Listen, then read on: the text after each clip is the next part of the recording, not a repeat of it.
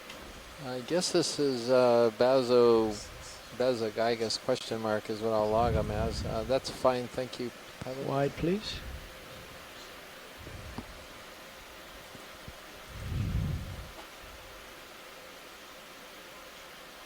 Swimming crinoid there, I think. Yep. Ooh, we got another what is it? Shot of the swimming crinoid. Those are always popular. Yeah, he's way up there, isn't he? This guy's coming to take a look. Oh, look at this coming right in. Hi, Dave. Hi, Dan. Is the ship moving already? Don't know. Yeah, ship was stopped for that sample. Snap zoom on the sponge there. Yeah, the shrimp are in there. Yeah, that's hold. Caliphacus, I think. Oh, this one? Well, there's something white in there. And then there's another one up top. A little more zoom now. All that. It is another isopod inside the Wolterior sponge. Yeah, that's what we were imaging earlier. It's kind of interesting. It wasn't just an odd event or a fluke. And there's a little shrimpy in there too, I think. Any need for closer look? No, I think we're good. That was something good. Up Thank top. you. Another white one. Oh no, Carnite. All right. Wide, please. Brittle star.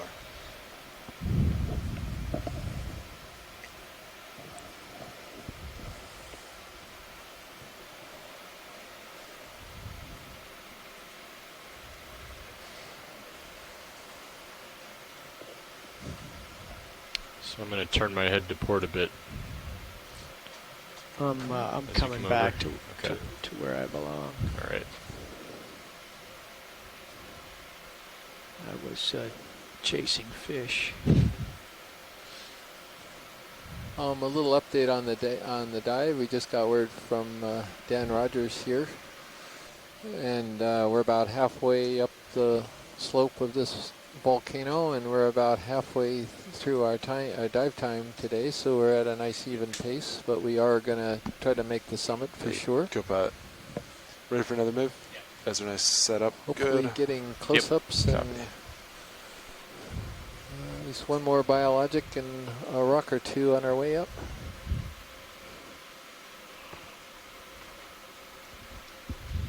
Did we get the lasers on, please, pilot? Yes. Yes, lasers coming on.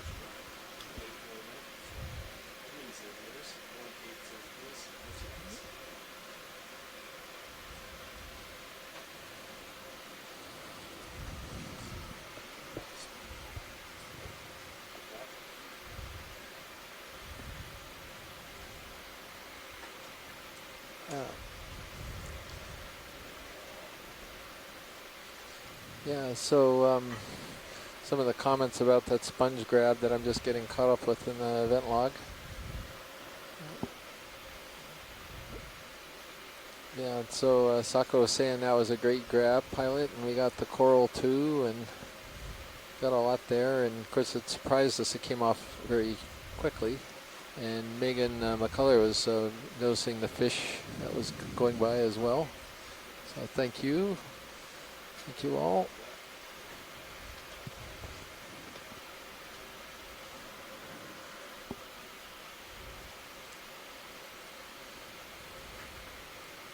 So if you've just joined us, we are on a volcanic cone on a flat top seamount or geo that we mapped just last night for the first time ever. And we chose this dive site in the hopes of getting a volcanic rock, but we haven't been able to get one yet because it's all solidified. But we found this beautiful community of bamboo corals as well as other corals that are on the slope of this cone, so it was really a great way to end this particular cruise. About 15 degrees off of my This south is our heading final to dive right now. of Laulima Oka Moana, which is the title of our cruise, Partnerships in the Sea. I'll follow you back.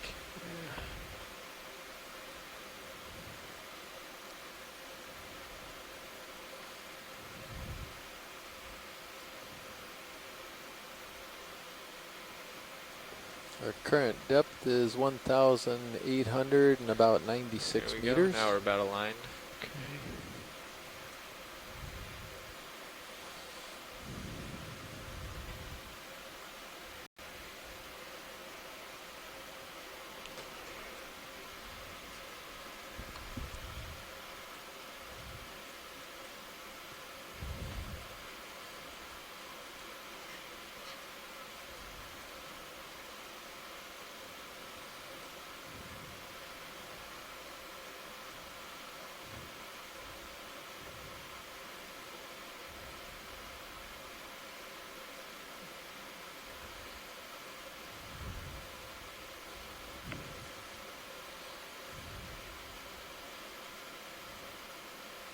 There's a fish over to the right. Fishing. Amazed by how many fish are here at the site. Did he go off, or is he still there? It was in one of those little next to the yellow bamboo coral in the center. Up lasers up to the top, to the left. Up and left. Okay, I'll head over that away. Yeah, right there, and then just up a little. Okay. See the movement? I don't yet, but I'll go Dead look. center. Oh, there he is. Or That's is it a shrimp. Yeah. Oh, my mistake. Yeah, I don't. Well, wait a minute. There is something. What? Oh, that's just a whip. That's a shrimp, I think. No, there is. Oh, there actually is. There's an eel right next to it. Is it? Wait, zoom, please. There's two of them. There's.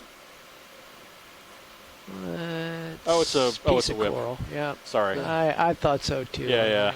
What is that? So now we're even. What was my bizarre ID? Now an octopus that turned out to be an anemone. Now I'm just hallucinating corals. Now you eels. You got a fish that turned out to be a coral whip. That's all right. We're even.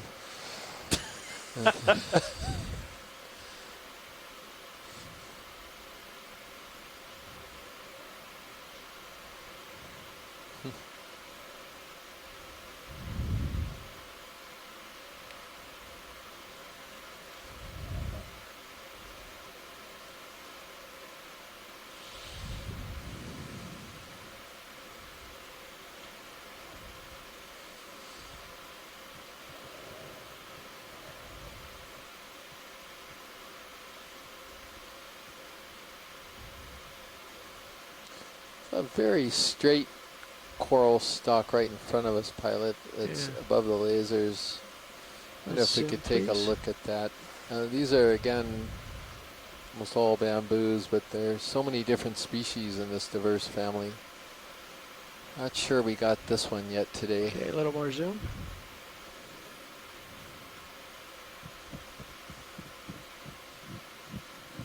It's indeed a bamboo coral. That's too much zoom. Move up a little bit. Hold that. No, wait a second here. I see what's happening. Oh. We'll get a toe down here in just a second.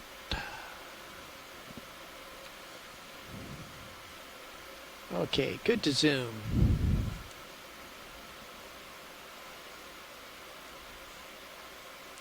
Max. Yeah, so looks like there are polyps on all sides, just they're bending over a little bit in the current that's coming from right to left.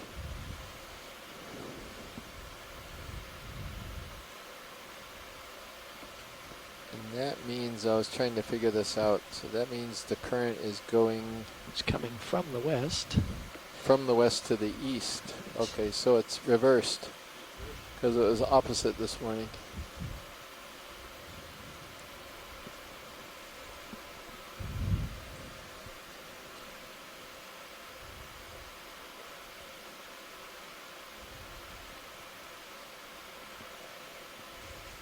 Okay, thank you, pilot. Whenever video is ready.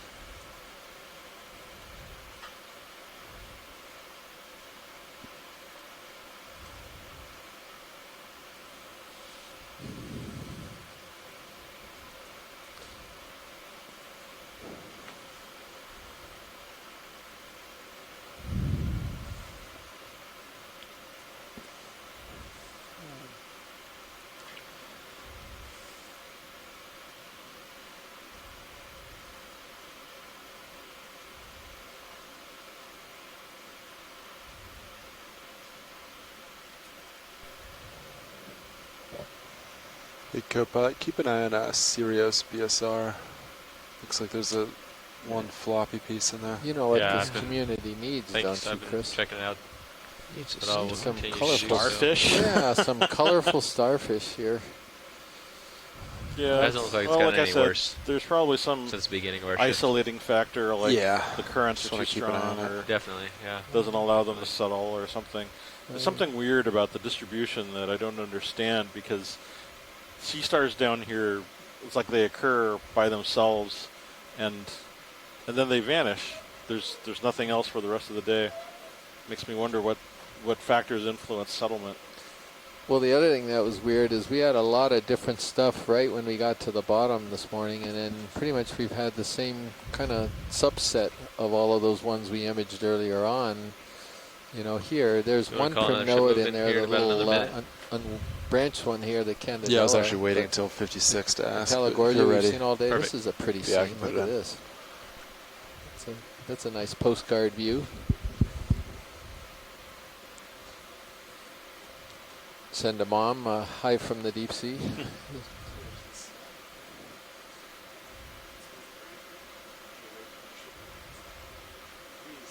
Magnificent coral forest, though. They seem to be getting bigger. Yeah, they're and denser. Yep. Definitely getting denser. I just can't even imagine what the summit is going to look like. Well, let's hope that it's similar to the others. What's curious about the others is that it's not just that the forest aspect increased, but the diversity overall increased, as if the fact that you had all of these corals and sponges just kind of in itself created more diversity. That'd be an interesting observation if that was the case. One thing about this community is I assume it's pretty old. These are pretty big bamboos, and for this many to have grown this tall, it's been around for a while.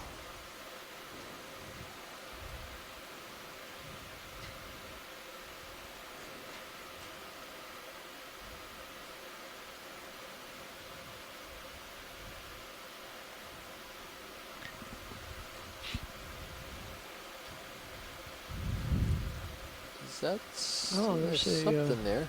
Sea cucumber to the left. Yeah. I guess and there was a Ketognath that just went by us. And black coral with a squat lobster, the umbrella Copilot, if you can kill that aft light on D2, that would help. There's Staropathes. I think maybe it's a... That's not it. Bathopathes. Yeah, Staropathes. I see some sub-branching off to the right side of it. I can't remember. Second from top row. Third from the left. LED upper? Yeah, I think that's it. That's better. That's the one. Okay. I was giving video a headache there. As far as I can give you right now, but we do have ship moving. Yeah, I just puppied off there a little bit. Is that more of the slope, or is that a wall? It's a slope, right? Oh no, I'm just looking at all of the pillows. It's a slope, right? It's not a wall. Yeah, it's a big slope of just draped with pillow lava flows that are just flowing downhill when this thing was erupting. Or, I mean, you can see their paths as they move down slope. Yeah. Look at the size of some of these bamboos out here. There's one that one bamboo with a big white thing, base? right? Is it a base? Yeah. Oh well. So this is the view. Fooled me. Due east. Due east, okay. Due east, and there's a bit of current coming down. Actually, there's a little downward component. I feel myself having to push into it a little bit harder. So that would mean south. Is that what you're saying, Pilot? Yeah, let me just let go here for a moment and see where I end up. Does look like it's coming down slope. Yes. Yeah, the particles are, and I have a sensation of having to push a little bit harder to make progress.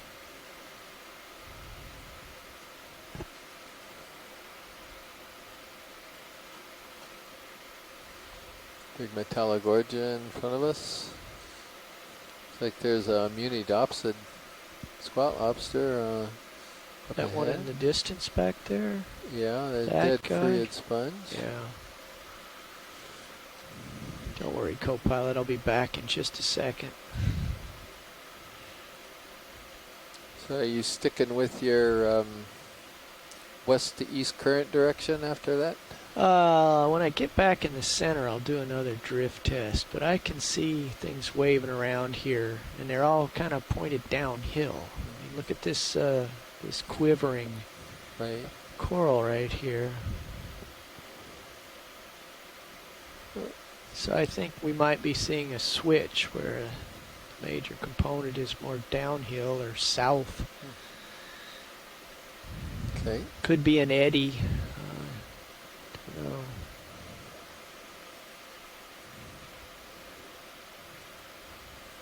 Oh, there's a fish. Yeah. My Red deer. goodness, Yeah. we've more fish that we've seen today. Fish.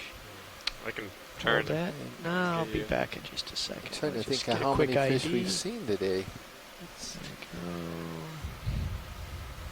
This is this Kumba species, I think. He's coming right for me.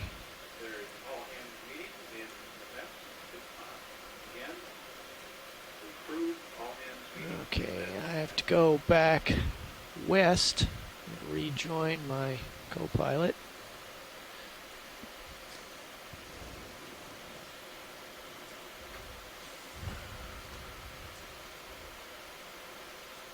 He keeps me on a short leash.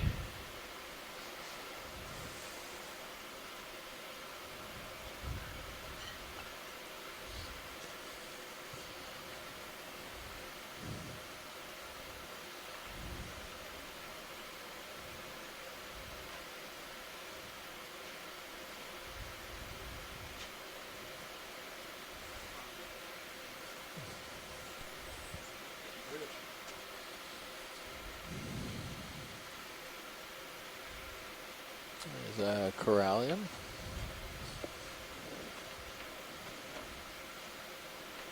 It's the hemicorallium, and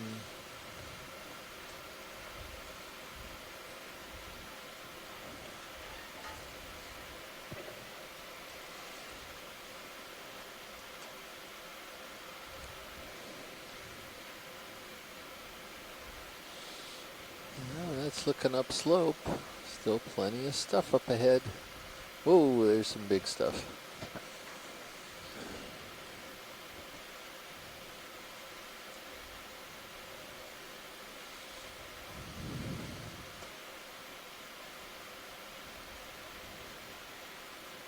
Yeah, looks like some more filter feeders on this Voltaria. Yeah. Little Chrysogorgia that we just went by.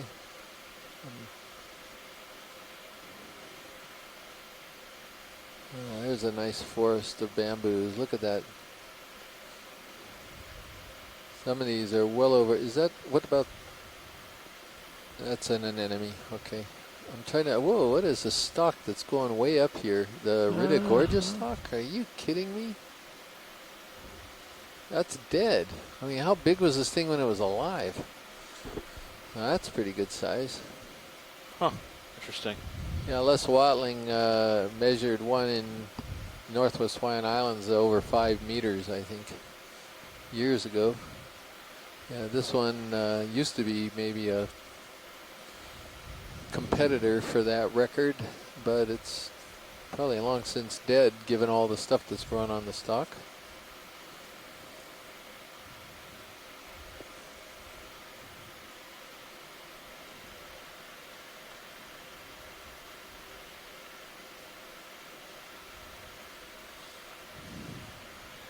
Okay, so my head is due south, and I've just let go of everything to see which way I drift.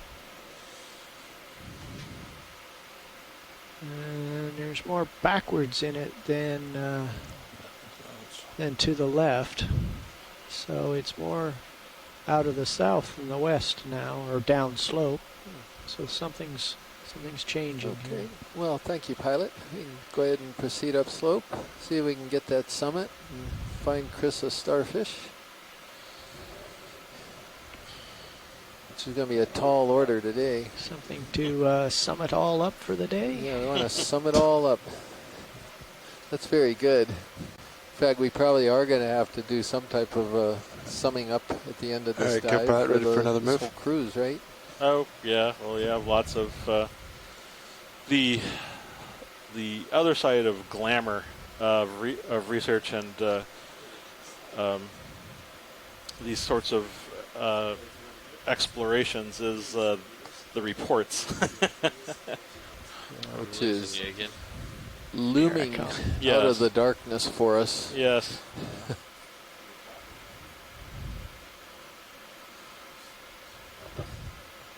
Yeah, we weren't really planning on taking it easy on the transit back anyway, right, Chris? That's why we left. That's why we left all of our reports right to the very end. Well, no, we've been doing our daily reports every day. There's only the big one that's at the end, but anyway.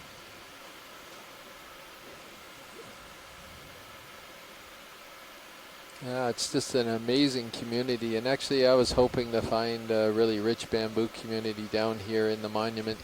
We've seen some really high density communities. We had a corallid high density community one day, that incredible sponge land that we were in a few days ago.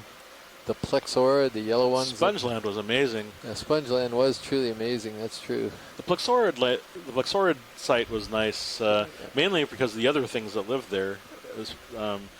It made me wonder, sort of, at what point do you get that kind of explosion and diversity when you go beyond what's just a bunch of the same species over and over. Right.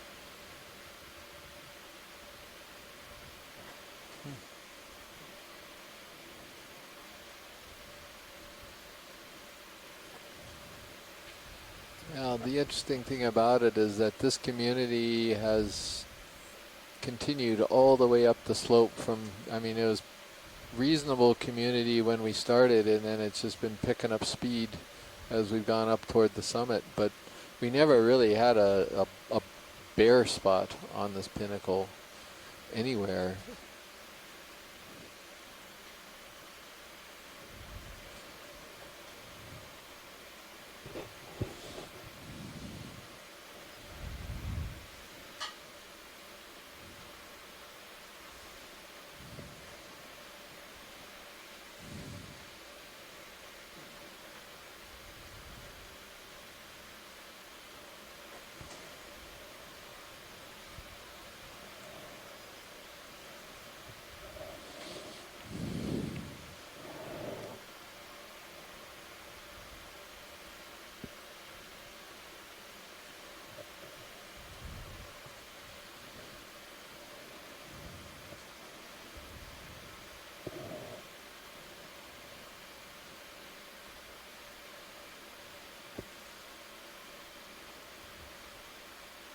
There's a long bamboo whip with anemones overgrowing it. Another vase sponge like the one we collected. Probably Dictyolis.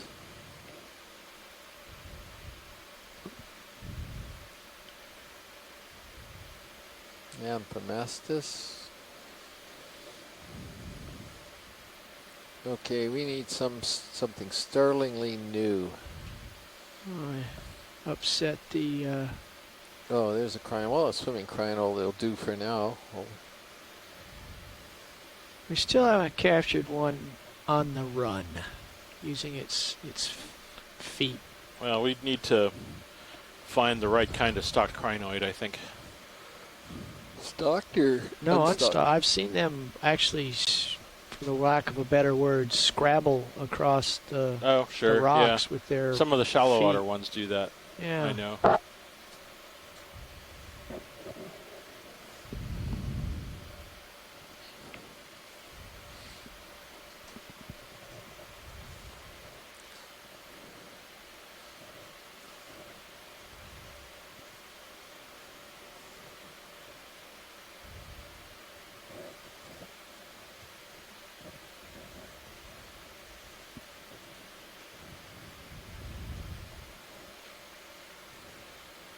More Paragorgia. They're very spaced out, the Paragorgias, but they're still here.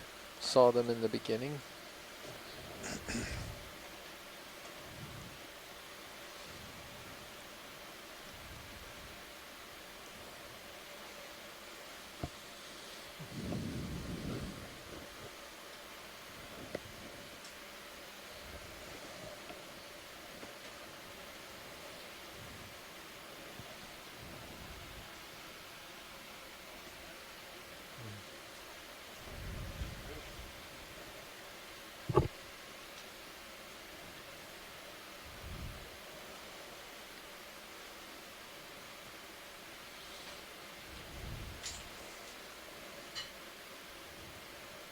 I'm looking for one of the live versions of those sponges that were knocked over there.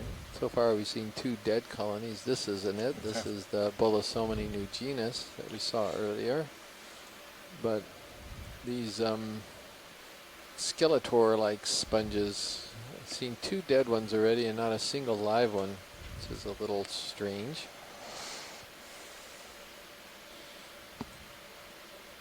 This is Bolosomini nugenus. It's a stalked euplectellid or vase glass sponge.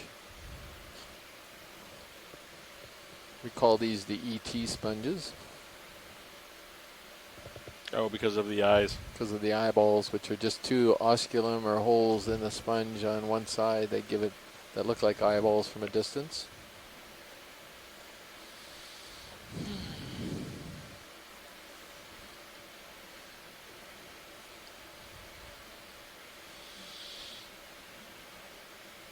Palagorgias. Yeah, we're seeing over and over the same things.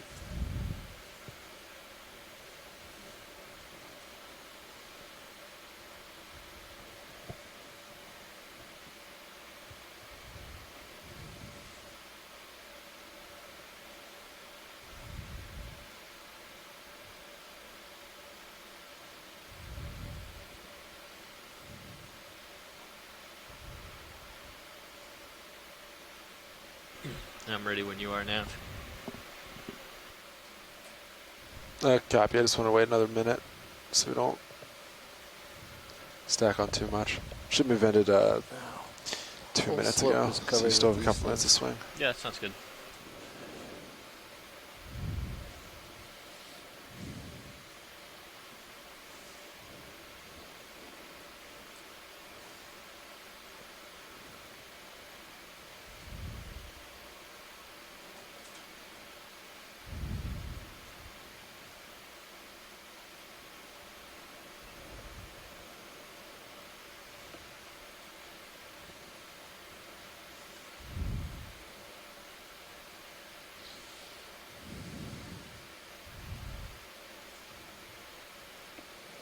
Snap zoom. Got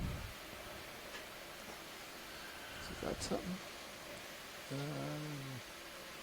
There's a little base sponge up there. Yeah. Oh, it's just a wee little one. There is something inside. Yeah, that's a weird. Why? That's a Dictyalis sponge. Again, another one of these vases. So it's the same thing with the vase sponges as with the corals. There's just a few different types, but they keep recurring over and over again. A lot of deadfall in this forest.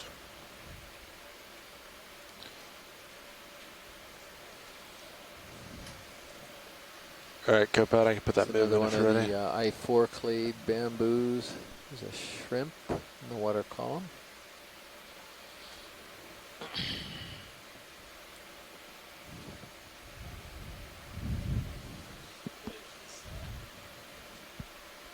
Pretty spectacular no matter what. Yeah, there's a lot of animals down here, but just the amount of life that's on this cone, basically almost 2,000 meters below the surface of the sea, is just extraordinary when you think about it.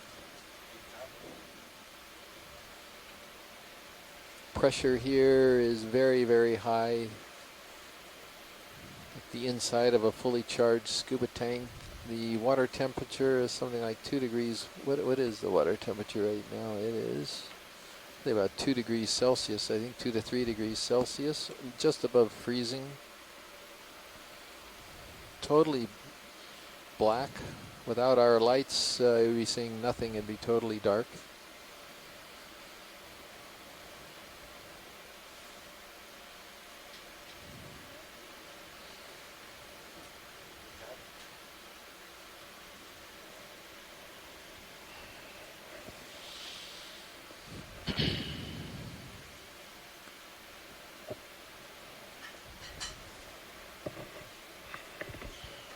There's some nice sized colonies.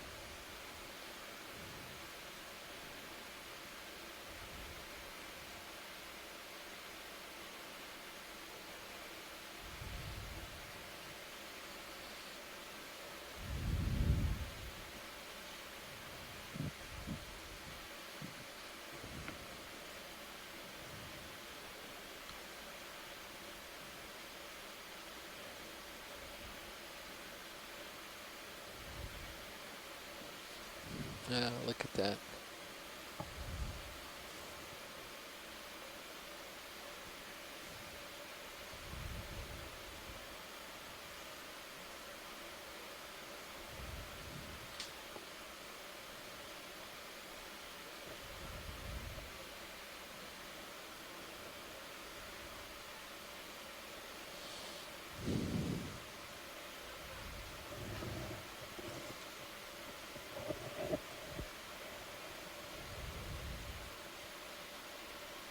So it's about, how many different species did you end up counting for this area? About 7?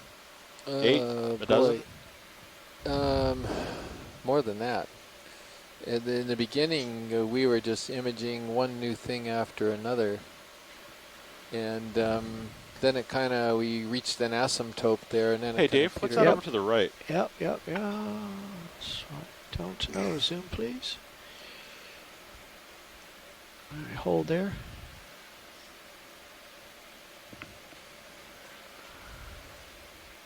Gelatinous. Look, are you forgetting something? I know. Okay, it's like the buses, they're all coming along at once. I guess it's a ctenophore. Okay, a little bit more zoom. Yeah, hold that there. I think I can track that. Think it's alive? Not sure. Because you don't see the teeny moving. Yeah. Well, the lights have to be shining on it in the right way. Yeah, see, there's when the lasers shine on them the right way, they shimmer. I see. Yeah, it's a ctenophore. Huh. Oh, beautiful. Yeah. All right, now let's get down to business. Over to the left. After we're done, yeah, see, still kind of nice shooting the lasers off the teen rows there. Yeah, let's stick with this for a while. Maybe we'll lose the starfish. No, we wouldn't do that. You know what? Those starbursts in the room, they're gone now. You know, I'm eating starburst in your honor. See starburst? Yes, I guess so.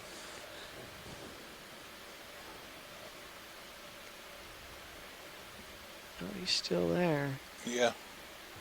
Let's zoom back in just for a second. I'm curious what happens when it touches down.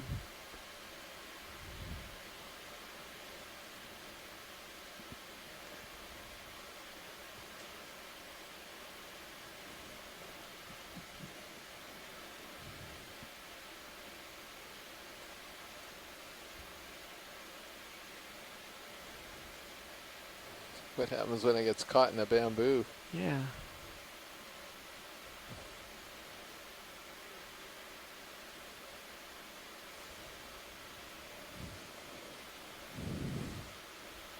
You know, this actually reminds me, I've got a joke. So, why did why did the jelly roll? Apparently at 90 degrees. Why did the jelly roll, Chris? Because it saw the apple turnover. It was a jelly joke. Here we are. We're looking at, you know, a ctenophore, but it's that was barely enough. a joke. It's interesting, though. I think whatever that is glowing. I mean, there's the teen rows on the outside, but the I think whatever those internal structures are actually lit up. That's interesting. Yeah. Les was pointing out that this dive has the highest number of I-4 clade specimens of any site he's ever been on. These are the candelabra, I think, bamboo corals, and yeah, there's been a ton of them. Video. So yeah, thanks, Yeah, Les. copy. Ships in motion. Okay. Well, so the Sea Star was up to the left, as I recall. This is not an imaginary sea star? No, it is a real one. Oh, when boy. you were zooming in on the jelly. Okay. Well, I have some catching up to do here before I irritate my co-pilot.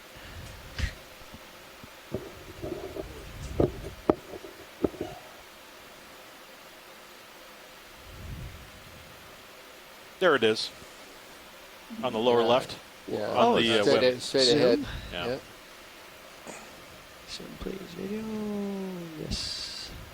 Munching away. Okay, hold there, and I'll sneak up on him. Could bolt at any moment.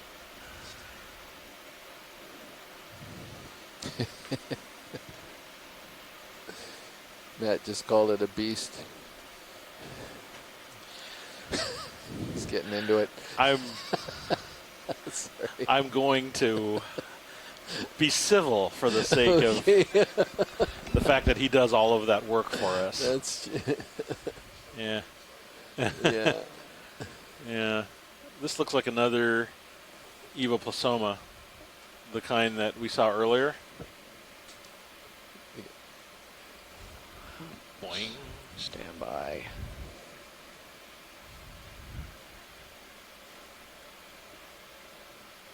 Okay, we're... Yeah, you can see how the branches sort of laid out directly down the middle of the 2-foot row.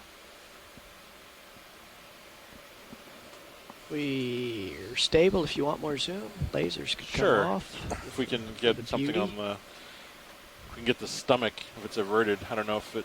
No, I don't think the stomach's out, but... I can come around the other side in a little bit. Have a look here. No, I don't think it's necessary. I don't think it's actually like extended. I think it's just kind of in the middle of crawling or whatever. All right. Well, let's come out a little video and Sure. get a beauty shot, and then we'll move on.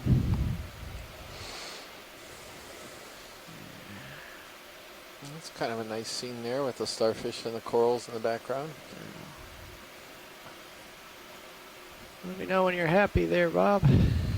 Les said he was eating another D2 clade bamboo, so that's good. Yeah, to they were know. mentioning that. I'm pretty sure Thanks. this is the same species as the other one too, Forcipifera. Ready for lasers back on? Yeah. Lasers coming on. Great, thank you.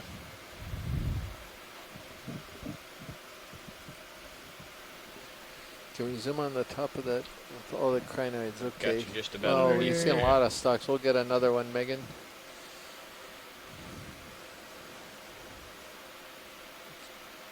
Might be it. Oh, I'm still behind. Okay. Well, let's get caught up.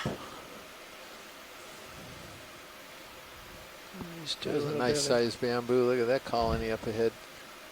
Wow.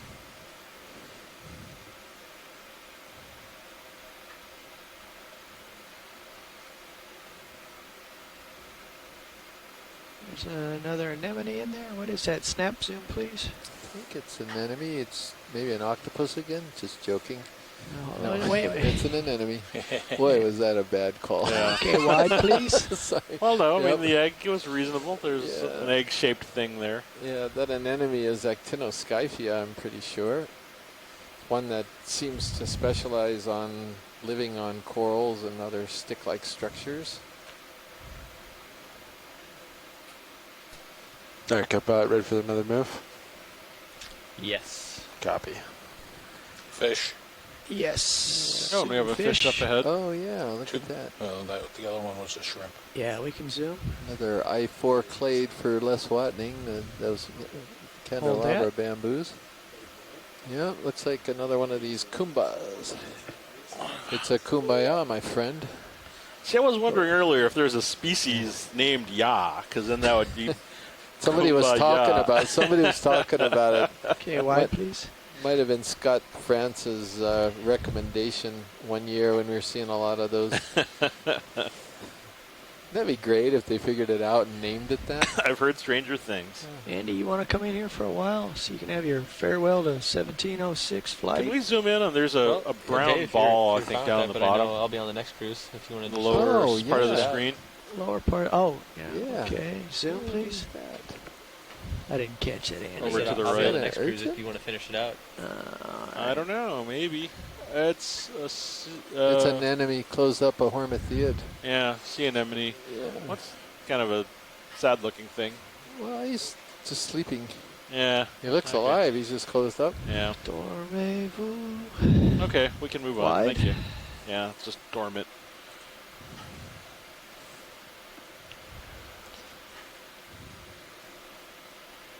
He had that cookie after lunch. No kidding. How many days to Hanukkah? There's the one Les was commenting on, that I've seen more of these than anywhere else in any place he's ever dove, these candelabra bamboos in the I-4 clade. A lot of Metallogorgia here, yeah, that's true. Just looking at some of the chat room comments. There's something. Oh, it's a shrimp. Never mind. I don't know if we have. Wait a minute, is that a shrimp? Zoom, please. Yeah. Yeah, looks like a Oh, he's Canthophira. just turning. He's doing a power drift. Yeah, power rolls and stuff. Yep, drunken shrimp. That's what it is. I don't know if we have more shrimp or octopus. Okay.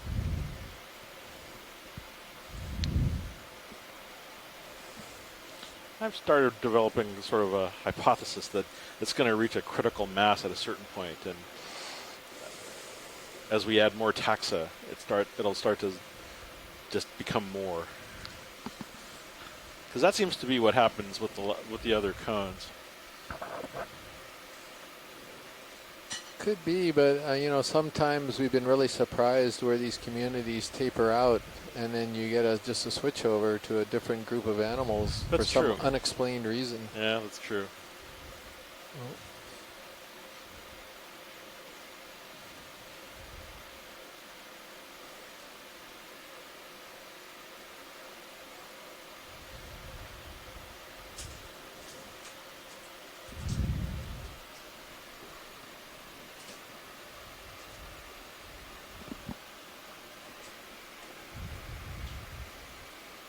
Bailout.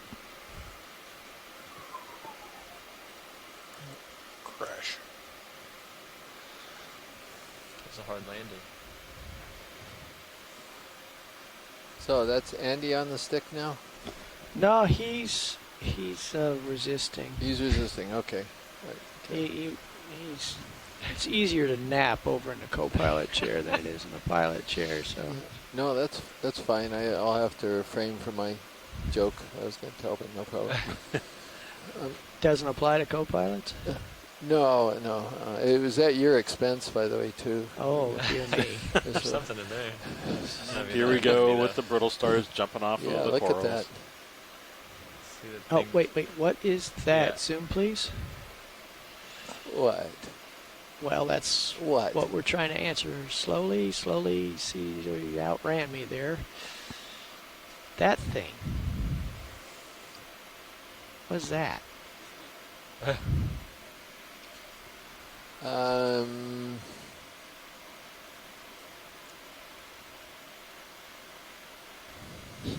Now would be the time to say leftover octopus egg.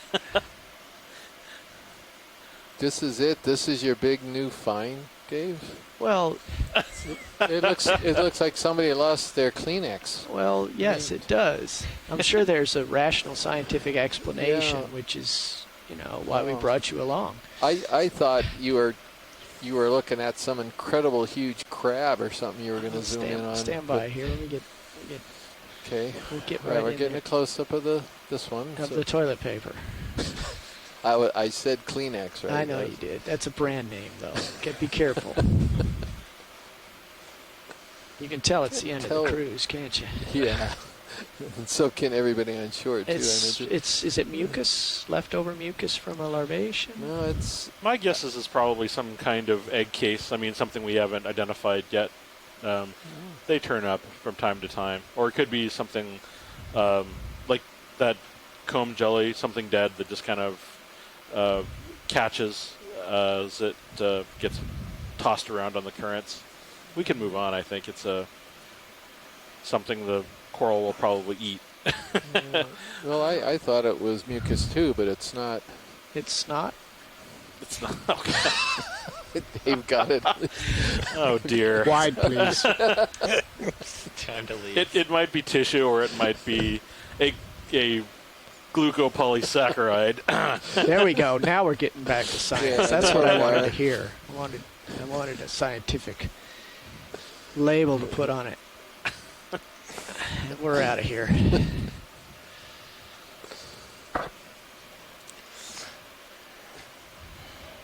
Quick, Nav, how much more bottom time do we have?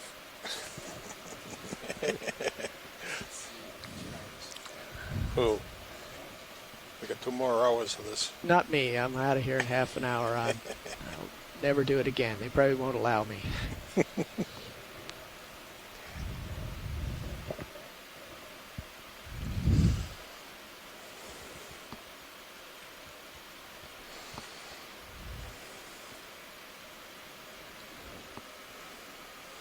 Walteria sponges with isopods in them and some ophiurides. There's a black beluga coral there that looks like the petal. Sometimes we get mixed up and think they're Metallogorgia. That actually may be a Metallo, but we've seen them both here. The black coral and beluga as well as Metallogorgia. There's a Metallogorgia ahead. Lots and lots. Oh, big fish. Look at this guy. I just cannot believe how many fish we are seeing today. Is that another cusk eel? Yeah. These are a good size. See, after that shrimp, would he prey on that shrimp? Nothing would be. He might pilot. I mean, that would be kind of interesting if we saw it actually feeding.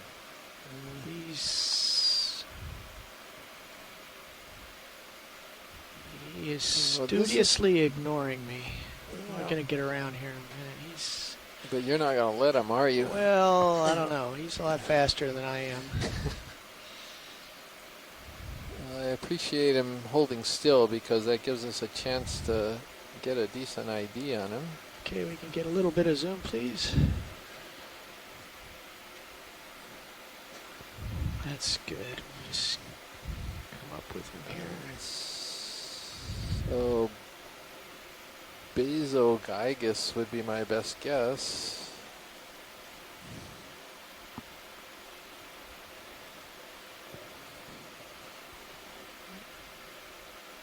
Oh, nice shot of the underneath him. Your swing arm. Oh yeah, I see that. Okay, I can't go there. I get tangled up in my tail. Now this was asking about the dead Metallogorgia skeletons. He wants to know if the ophiorid is still there. I didn't see any dead ones, but we'll look for them.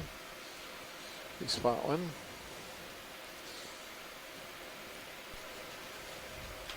Alright, Kappa, ready for me to put another move in?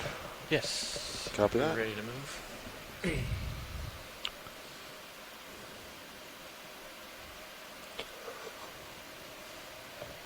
Another Anthomastus, the little orange thing on the seafloor. So again, we've really leveled off on the types of different things we've seen today. Beautiful community, but yeah, it's a repetitive sort of fauna. Yeah, repetitive fauna. Yeah, low. This spot I would call it sort of fairly low diversity, but high abundance. Yes. Yeah, yes. Yes, again, I think. No, that's a coral. No, that's not one. There's a Paragorgia.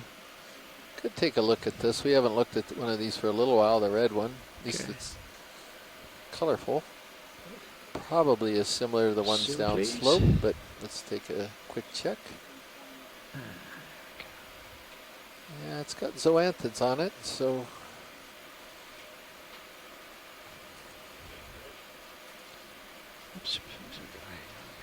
think it's Paragorgia coralloides that we think has usually got zoanthids on it. All this doesn't have that many on it, but it's got a brittle star right in the center, the snake star.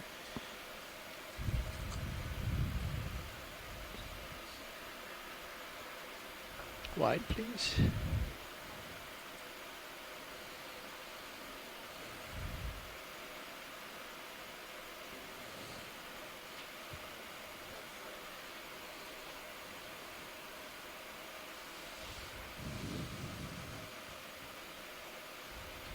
So Les is sort of making a comment there about this really tight relationship between the Metallogorgia and the brittle star. That he must have spotted a dead one back there, and the curiosity is, if the brittle star dies, does the coral somehow become defenseless or something, and then it'll die, or does the coral die and then the brittle star has to? It seems like I've seen if the coral dies that the brittle star sticks around, because I think they still basically get what they want out of it. Just to get off the bottom? Yeah, just to stay in the water current. In the hey, that's a sea cucumber down there. Where is that? There's a sponge on the bottom. It's a different one, the other one that we saw. Let Magonid, I think. Yeah, it looks like a... See the... Oh, there we white, are. Oh, yeah, good spot. In front of the sponge. Yeah.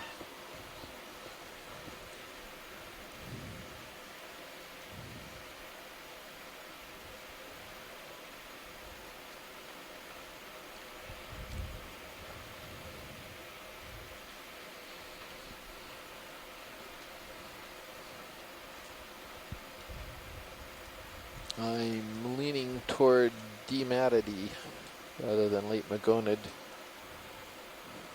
Yeah, that sounds fine. And, oh, yeah, that's actually a good... Yeah, Onerophanta. That sounds right. Zoom.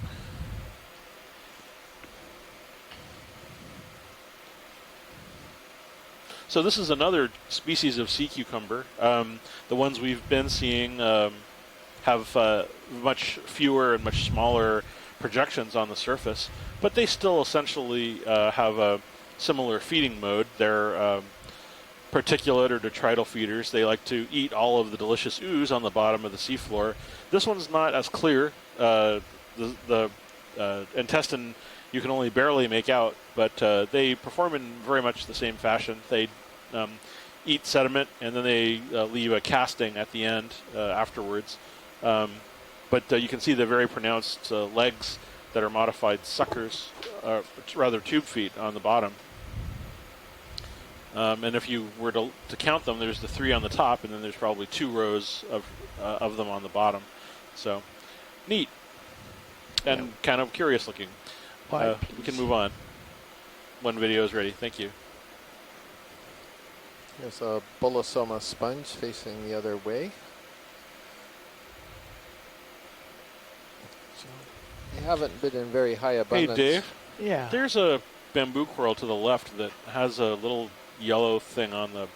It's denuded on the bottom, but there's a little yellow thing right at the low end, right to the left there. I'm just wondering what that is. So the laser, it's to the left of the lasers and then down a bit. Yeah. Just pivoting on my right toe here. Ah, thank you. Okay, zoom please.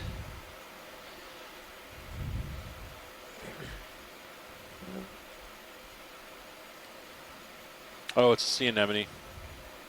Okay.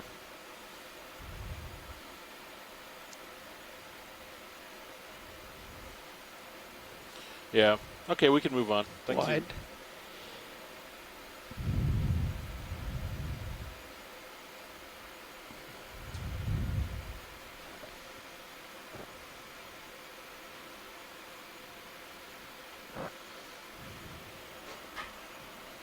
Got you at 7.5 currently. There's that. We'll slalom up the hill here. Slalom uphill? Well, I like yeah, that. I mean, it's just through the mogul field here. Isn't it, I'm not a skier, but isn't it like shushing, or what do you call we call it when you kind of walk up slope? Isn't there a term for that? Is it just slaloming? Well, if I was shushing, I'd be knocking over corals. So we're not going to do that. But that was the right term for it, is that right? No, I Where you think do that weird walk where to go up slope like the cross-country skiers? Oh, that's sidestepping. Sidestepping? Yeah, there's probably some Nordic word for it. Well, this is different terrain up ahead. Yeah, there's a little... Yeah, taking a lot of steps and such. Yeah, maybe we have a rock in here. I don't know. I doubt it. What do we have coming up here? Yeah, hi, Chris. Hi, Les. Oh, sorry. Yeah, if you have a minute, I just wanted to explain a little bit about this Metallogorgia relationship. One of the things, what we know is that the Metallogorgia and the brittle star form their relationship when the Metallogorgia is extremely young. We collected a specimen in the Bahamas that had 13 polyps, so it was probably only a few months old. But it already had the brittle star on it. The other thing we notice is that as the two grow up together, no one else gets to live on that particular coral. And so as the coral gets older, you can see the ones that are here at this site have extremely large canopies, so they're quite old. But the few dead ones that we've gone by a little bit high off the bottom, I couldn't see too much detail, but the few dead ones we've gone by are heavily fouled by all kinds of other stuff. And so the real question that we'd like to know is if, for example, if the coral dies of old age, then, how long does the brittle star hanging there for a little while longer, or does it have trouble fending off all the other organisms that are fouling that dead skeleton? And so what we've not been able to do is get a very good look at the dead skeletons over most of the places and dives that we've been on so far. So anything that you can see or spot in that line would sort of help bring us to the end of the story, which would be kind of nice to have. Sure. Les, did you see any dead Metallogorgia? I admit I probably could have seen some and it didn't register, but did you actually see some? It looked like there were 2 or 3 that I thought were maybe the dead Metallogorgia skeletons, but we were higher off the bottom and I couldn't tell for sure. Okay, I'll keep looking for them, Les. And if we see one, then definitely we'll stop and get a look at it. Getting quite a bit steeper here. Thank you. Great, thanks. Yeah, thank you. That was the voice of Les Watling at the University of Hawaii in Manoa in Honolulu with the biology department.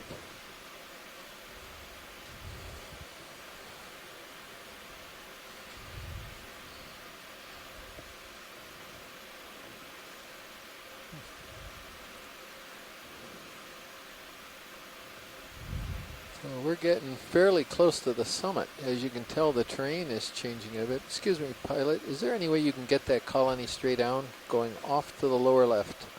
Okay. Right there, right on the boulder. White one? Yeah.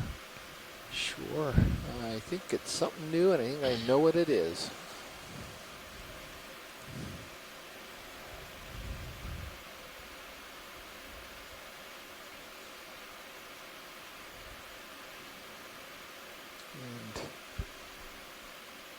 I also don't think it's a coral. And you're going out there, what? Is he crazy? Well, I know you are, but it's just a matter of figuring out exactly what kind. Oh, here's the fish again. We can zoom video. Twist around a bit. Oh, yeah, here we go. Oh, yeah. Who's your sponge? Who's your sponge? It's a demosponge. Yes. It's in the genus Stellodorix. At least that's where we're placing it right now.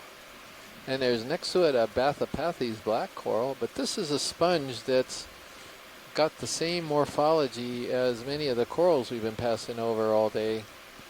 And so they're both doing the same thing, trying to filter things out of the water, and this fan-shaped design is pretty efficient to do that in the deep sea. Yeah, thank you, pilot. Good pilot, ready for me to get on the move in? Yeah. Yep. Good to go here. Top of this thing.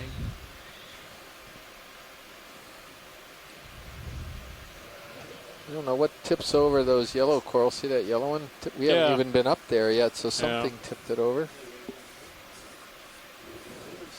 Oh, those big fish, maybe. Yeah, it could be.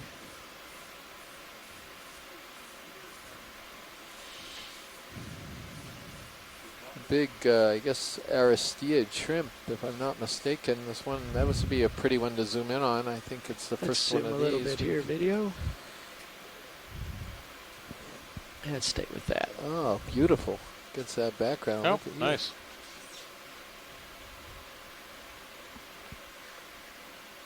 Guess it's an Aristeid shrimp. Not very good at these, identifying these things. Good at eating shrimp like this, but oh, there's another sea star in the background. That is beautiful. Wow, that was beautiful video. Thank you. Wide. Could we track back over to the right? Sure. Thank you. I think I saw something stellate. Right around there, I think. Something stellate. This way come. It was in the background when we tracked the shrimp across. Were you startled by it? By the way, just the search image will look for the star, but see this fan-shaped coral that the lasers are on? Yeah. At some point we're going to want to get a look at that, but we can wait to look for the star first. It was up in the upper Probably should do left. that one first if it's going to be further away because I'm catching up to you. Yeah, ship's moving. Here. Okay. Might I not think have it's a whole lot of that time. mound. Might be a little too far away, actually. Tether is coming to me. So we'll get this here and then we'll... Very good. Yeah, so I think this is a different species of isidid or bamboo coral that we hadn't either noticed or hadn't documented today, so I wanted to get a look at this.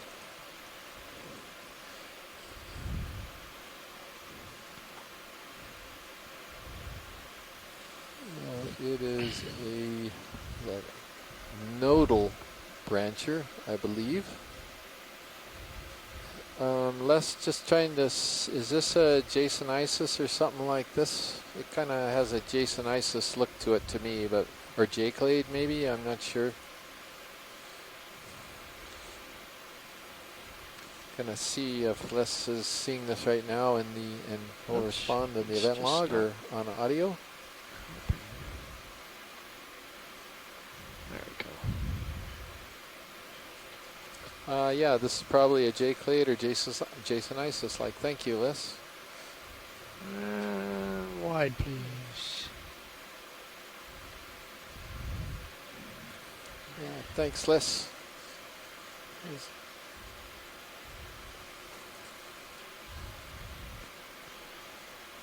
Okay, now over this Sea Star away. City. Where is the Sea Star? I thought there was one on the background. Just brighten it up big a little one. video. Yeah. Thank you. Up left. Up left. Sort of right in the top part of the screen. Okay, we can go that way. Up over the screen. Oh, you see? Oh, he's on the right coral, there, the Dave. lasers. Over Yeah. there, upper right. Oh, yeah. Actually, is that another one on the To the far right? surface Yes. Doubles. there? Where's the surface? Oh, I There's see. that one. Let's look at the one on whichever's closest. That's easier for you to get to. Well, we can get them both, can't we? Or Yeah, you I'm think gonna- they're the same? Or Well, here. I think they're different. That's why I'd There's like to see okay. both of them. yeah. There's a bare spot here that I Yeah. can get a toe down. We can see the underside of the one on the coral feeding, and then we can Ah, lovely. swing around to pick up the That other would be one brilliant, Dave. Thank you.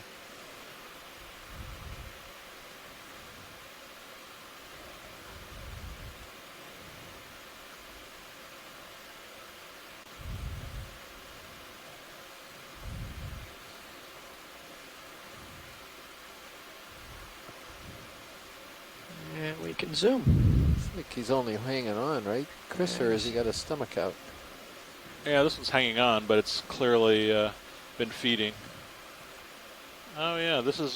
He's really cleaned this thing off here. Yeah, well, they're pretty good at it. This one looks closer to. This is either a big. Yeah, I think this might actually be the same Aviplasoma we've been seeing, but its disc is really swollen. Does that mean he's well fed? Sometimes I think they just absorb water into the disc, and they just swell the coelom, the body coelom up.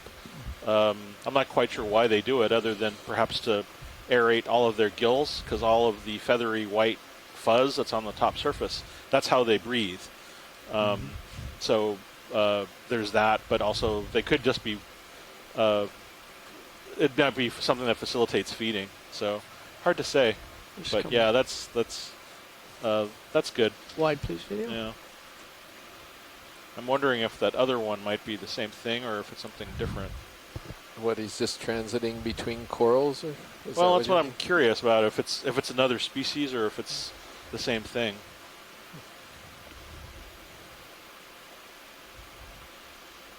Yeah, because it. Well, he's looking a little puffy too. Yeah.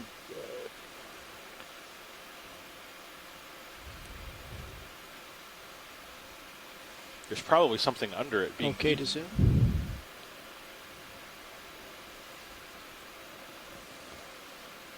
Wow, he's really puffy, isn't he? Yeah. Look at that. So you think a lot of that's just water? Yeah. Oh yeah, I'm almost certain of it. See the? Yeah, I think. I think this might be the same thing, just bigger, bigger and puffier. Just come wide, please. Yeah. I must go. Yeah, no, that's fine. We can move on. I was kind of hoping it was something other than Aviplasoma, but I think they're all the same thing.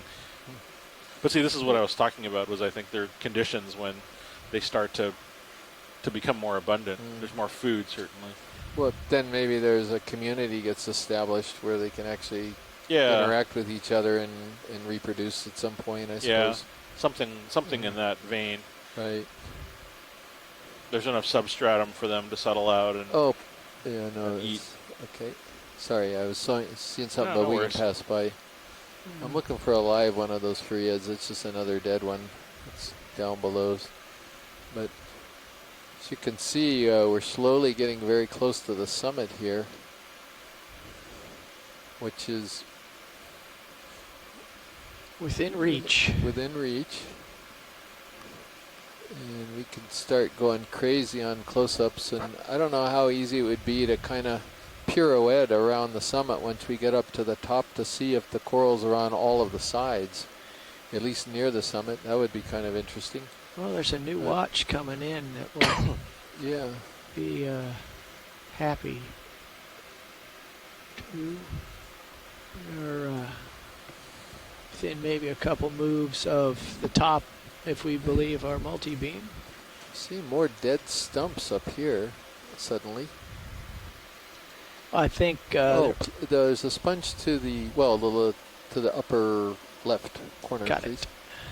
That's a new. Yeah, Copilot for next move. Paddle-shaped sponge. That may be 170. That looks better on my sonar too. Copy. I'm gonna turn over there and follow you. Oh, yeah, it's something different. Because you're over there anyway. Yeah, I think that should work out bamboos are suddenly thinned out. Oh yeah, that's gonna be just about perfect. The current's picked up, and it's starting to be. Well, maybe even a little bit further. What do you think? Southwesterly. You want to try 160? Or going to the southwest? Yeah, 160 looks good on sonar. Yes. Copy and that. according to. About 30 meters at 160. Okay. It's a glass sponge. We're only a move or two away from the summit. Copy It's that. got covered with crinoids, and I think that'll make Megan happy because I get a different sponge and she gets a lot of crinoids to take a look at, right? And we'll keep our eye out for dead Metallogorgia. Have a request for that in. We're pausing for a moment while they do a front row change out for those of you watching, and then we'll get back to you shortly.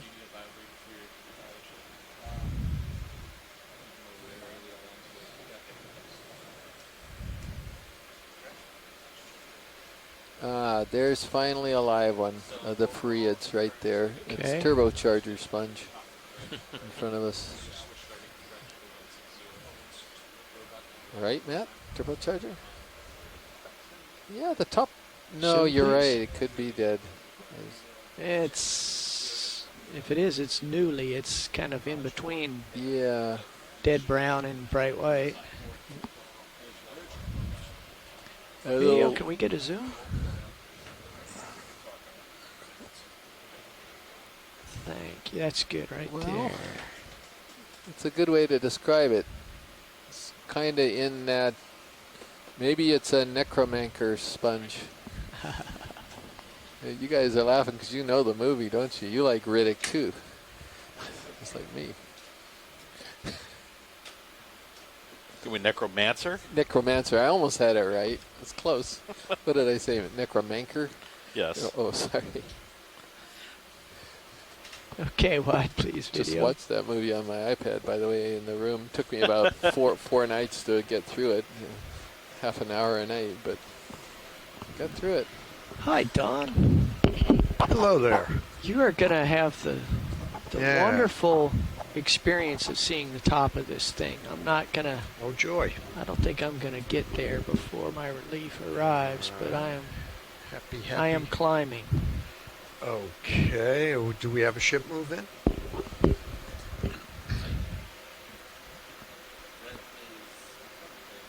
Okay.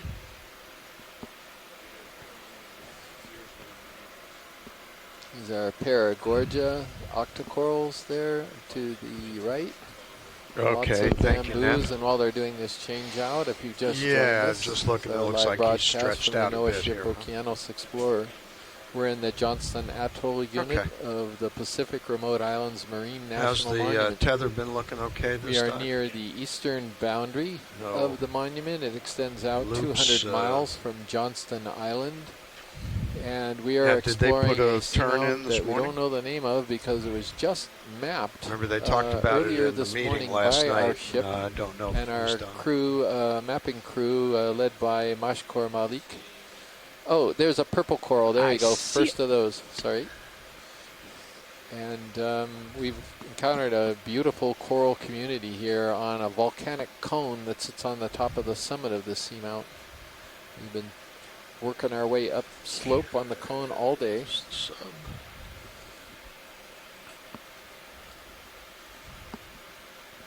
And good to zoom video.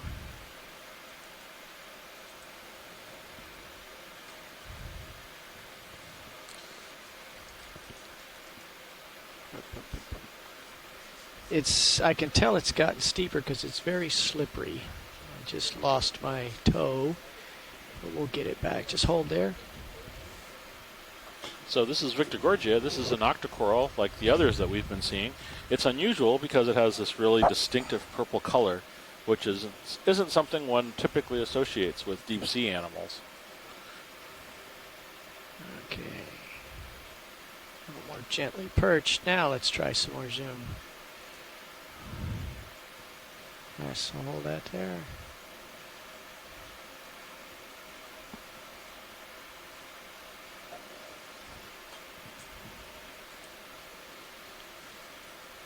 Yeah, why they have that purple color, I don't think anybody knows. Probably just the way something left wide, over. Please. Or some chemicals inside the tissue. Just it's purple when it's illuminated because normally it's not illuminated. It's black. No, that's true.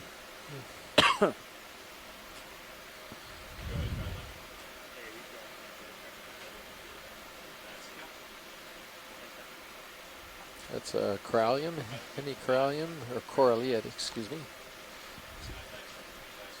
So the big bamboos have tapered out for the most part. You still have these little Weberized, these isodellas, and smaller things, the beautiful yellow bamboos.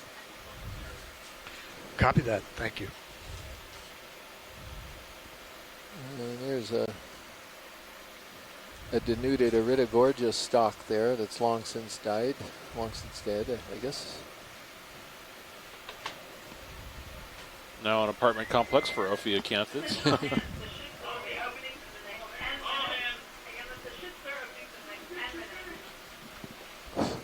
What was that? They were trying to mess up her announcement, I think. Was that one of your demo sponges? Yep, Yeah. Stelladorix. Okay, we're still doing a final change out in the front row, so bear with us.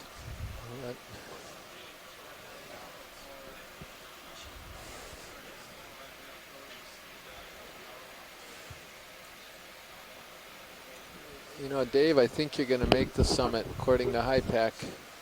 You reached it. Plant the little flag, going up, Dave. still a little bit higher, but you're almost there.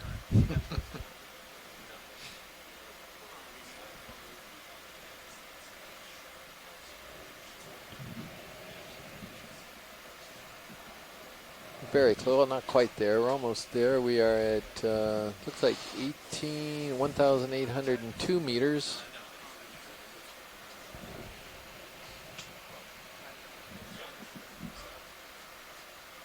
What's that? I think it's alive, the Metallogorgia there. Dave, could you zoom this Metallogorgia right in front of us by any chance? Does that look alive to you? Yeah, it does. Okay. All right, we'll let his relief zoom it very good. before we leave. Whoa, the current is coming over the top of this. You can see the particles going by. We're just sitting still here.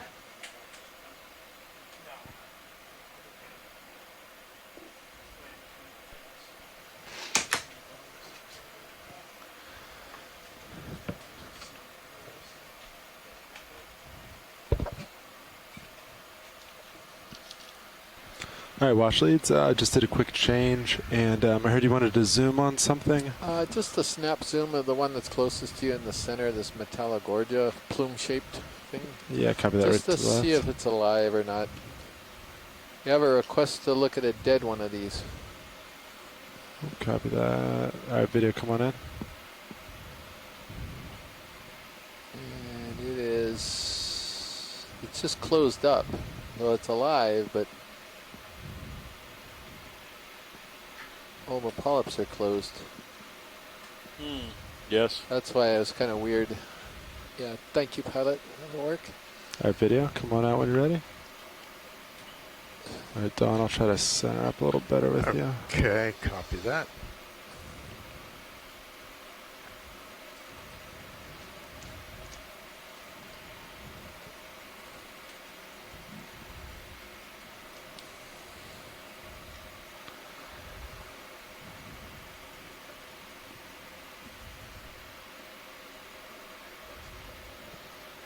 Go ahead.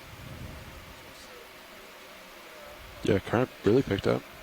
Sure, Yeah, you're off bottom almost is at the top, about yeah, 15:30 yeah. local. That's in an hour and a half. Could be swirling around there at the top going anywhere. We have, according to our multi-beam, almost reached the summit.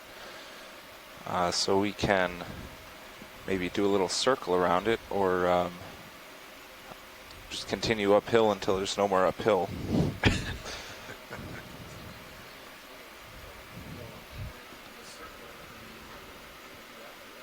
That sounds good. Okay, so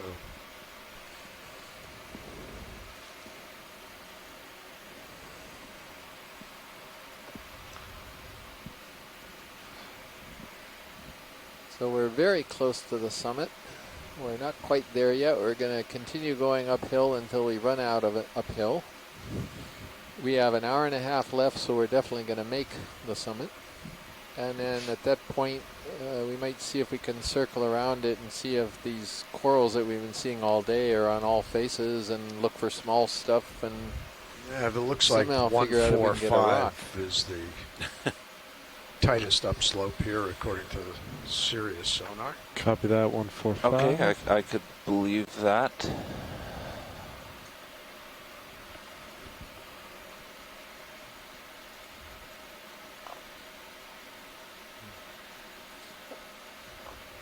Les was talking about the brand. Are you stretched out enough for another move? I think it was just a trick of the light. I think another this was 30 meters at 145. The big orange Copy that. colored Anthomastus that was a little bit out of the light field.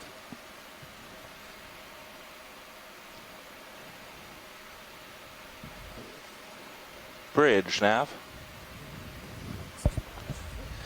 We'd like another move, please. 30 meters, bearing 145 degrees, speed 0.2 knots. The current is really coming downhill. Look at that. Yeah, watch it. Its current's more so coming from straight south now and uphills towards about 145. But it's definitely picked up, I'd say, in the last 15, 20 minutes. Well, that's really interesting. We're not seeing any of the real delicate corals like primnoids, and maybe they can't take this kind of current speed up here. I don't know. But so, yeah, thank you, pilot. There was a coral to the left that was really bounding around in the current. Thank you, Bridge. Do you see it at all, video? Right there. Left side, top. Yeah, copy. You can see how it's moving. It? Right there. Oh, it looks like it's a vent. If we could take a look inside of it, this could be where the lava was coming out of, or one of the places. Yeah, copy that.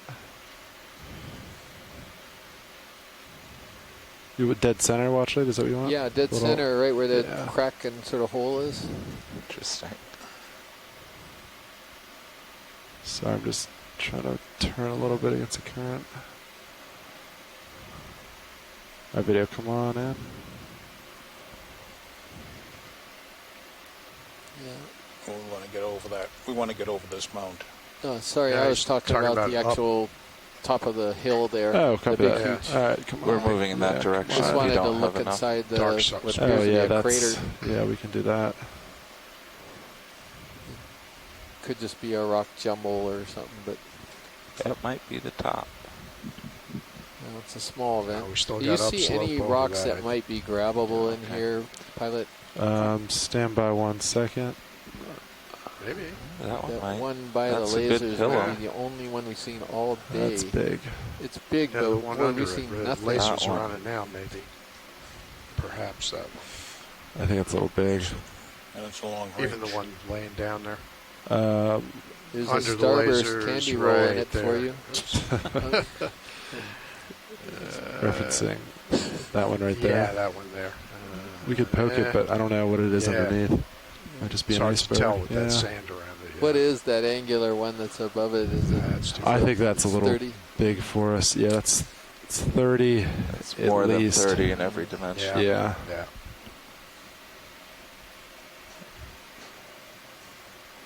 I'm not. It tapers. Sorry, Washleys, we'll have to pass on that one. But yeah, in any case, we're still looking for rocks, just to let you know. Yeah, copy that. Anything else? Yeah, could you zoom in the sediment in here? It almost looks like barnacle shells or something. Yeah, we can do that. All right, video. Go for zoom. There's quite a community on the rocks on the way in.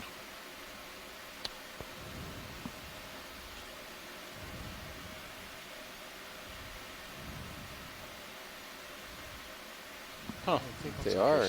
Well, I was seeing yellow, what looked like barnacles on the outside of this vent. Sorry, video. Ostracot shells or something? No, they're barnacle No, plates. barnacles. Yeah, you see it like right there.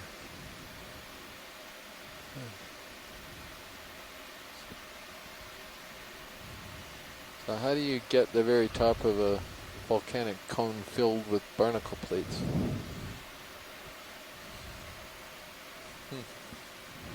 Presumably they're all carried here by some kind of water current. Yeah, I guess so. Okay, thank you for that. Our video, come on.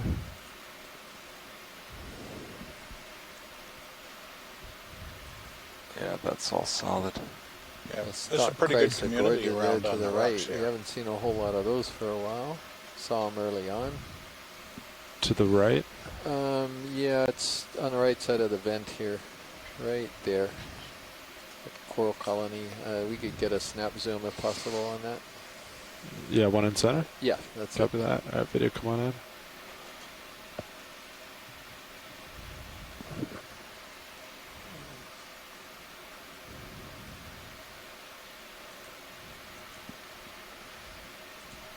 Got one of these squat lobsters in the middle of it. Europticus.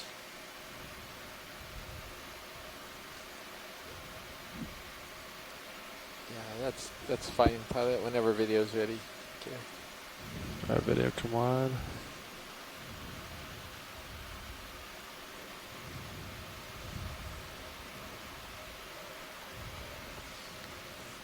Yeah, Les was commenting there was a big barnacle settlement time a while ago. Yeah, I agree.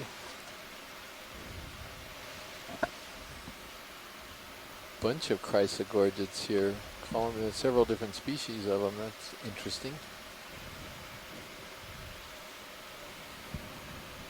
You also have a black coral.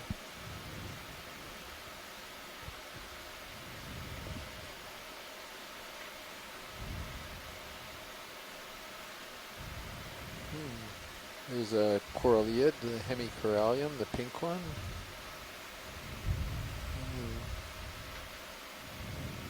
So the tippy top's over to the left, is that it? Thank you, Bridge. Yeah, Looks I like think it just this is went it. It might be there. It looked like there was more Yeah. upslope, but I don't know about that now. I don't see anything I don't further see it past either. this. It looks like this may be it. Yeah. I think you were right the first time. So is it possible to go down the south face a little bit and just to see whether the coral community is down there with our remaining time? It looks a bit barren here. We can poke around for a bit. Yeah, we could peek a little bit. We don't want to travel too far that way downhill, though. But Sure. we could What's definitely this peek. sort of more triangular thing to the left? Stand Almost by. looks like a Christmas tree.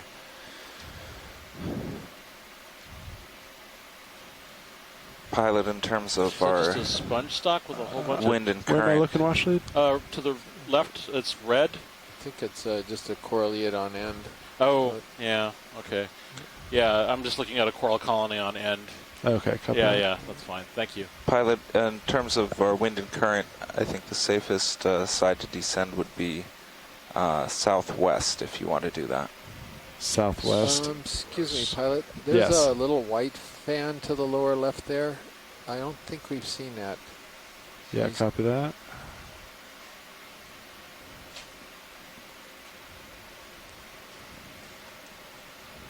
So yeah, right here it would be pushing me. There's a black coral right next to it. That may be something. Oh no, I'm sorry. This is Stellodorix. How about the black coral, the brown one to the left of it? I'm going to turn my head to keep you in view here. Yeah, copy that.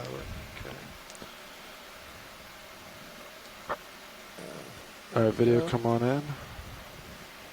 Could have seen these before a while. This is strong current.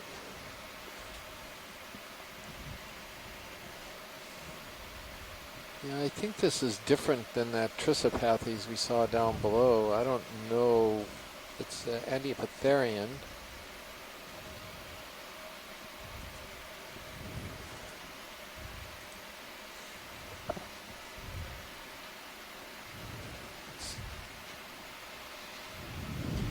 Yeah, I think Tina's in bed. I think they were talking about it being about 3 a.m. in the morning for her. Let's put a big question mark on there. So, okay, yeah, thank you very much. All right, video, when you're happy, come live. Oops, sorry, video. No problem. It's got blown off. Yep.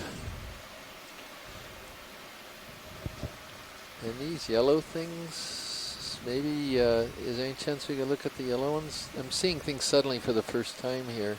Yeah, we can look at that. It might be two different ones here. One front and one in back might be different. All right, video, come on in. Oh, wow. Just curious. Okay, so Asako Matsumoto, if you're still with us. So you're having yeah, to I push think pretty she hard is. to keep from going backwards. What are we looking at here? It's, This is a potential collectible, pilot. Copy that. But let me, and the one behind it is something We I do need to collect that. the It's other going to need day, to go in starboard yeah. side. Yeah. We can't Let me open port. see what we Copy got that, here. yeah. Yes, Asako, do you recognize what we... I don't think it's... Is it Zoanthid's taking this thing over? I might have. Can we get a little tighter zoom on a polyp by any chance? Yeah, video, do you have any more? Nice. She's right. It's Zoanthid taking over something. Okay, bamboo with Zoanthids. Sorry, false alarm. Copy that. Video whenever you're happy. Thought it was a plexaurid, a really weird one, but okay. Not the first time Zoanthids have disappointed a party. All right.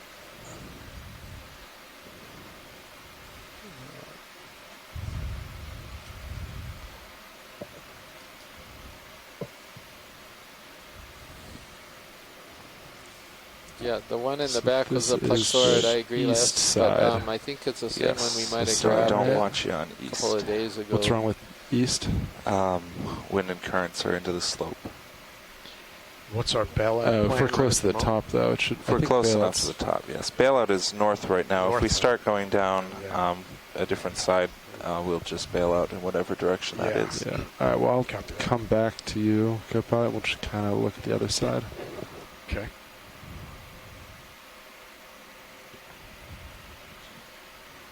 So that's east.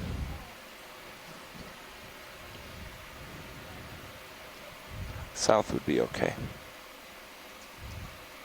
And the opposite side that we approached from. It's a pretty cool look at the top of a volcanic Copy cone. that. You got to admit, that's Sure. Is that a sea anemone over to the right there? A really big one? Get your view there. yeah, it's one of those actinostolids. We got a bunch of images of let's those. see how big it is. You felt an itch for a close-up, didn't you? It's always fun to see big things. It's only 10 centimeters, I guess. Do you want to zoom on it? Yeah. All right, video. Come on in. All right.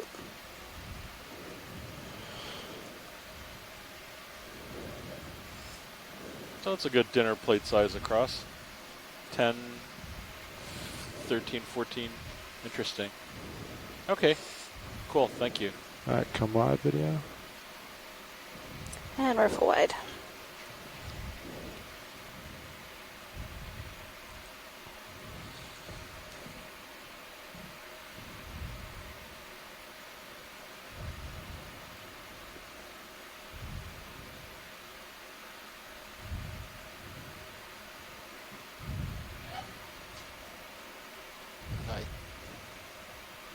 Can't really tell where we are. We're still on the north this side, is that right? Yeah, this is how we first approached. So we went to the east side, and we came back around, and this is going to be the west side. So we have, seems to be corals circling the whole thing, which is at least here at the top.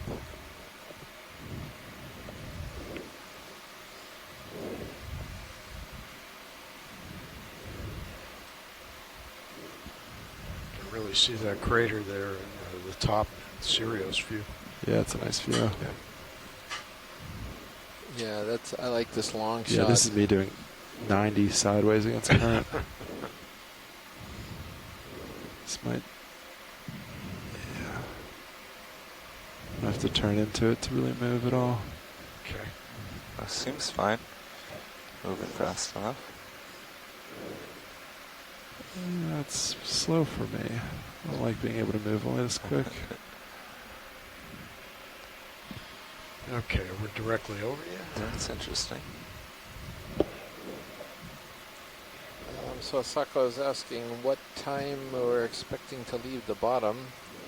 And I think it was 3:45 maybe, or another hour or so. It's about 3:30, a little more than an hour. Okay, yeah, a little more than an hour. Sako, if you didn't catch that. So we've got a lot of time to Okay, we should probably move Explore Sirius this, over. the summit of this pinnacle. We're and look going at to work small downslope then? things. I just want to peek over it. I don't really want to move down. I wouldn't mind moving sideways would be easier for vehicle configuration. Right. Looks like there's an urchin center screen. Oh yeah.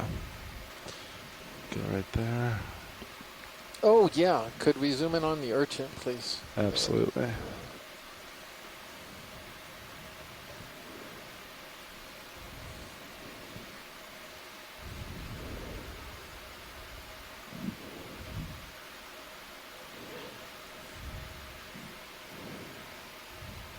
Nice landing. We got an urchin. Video, come on in. All right.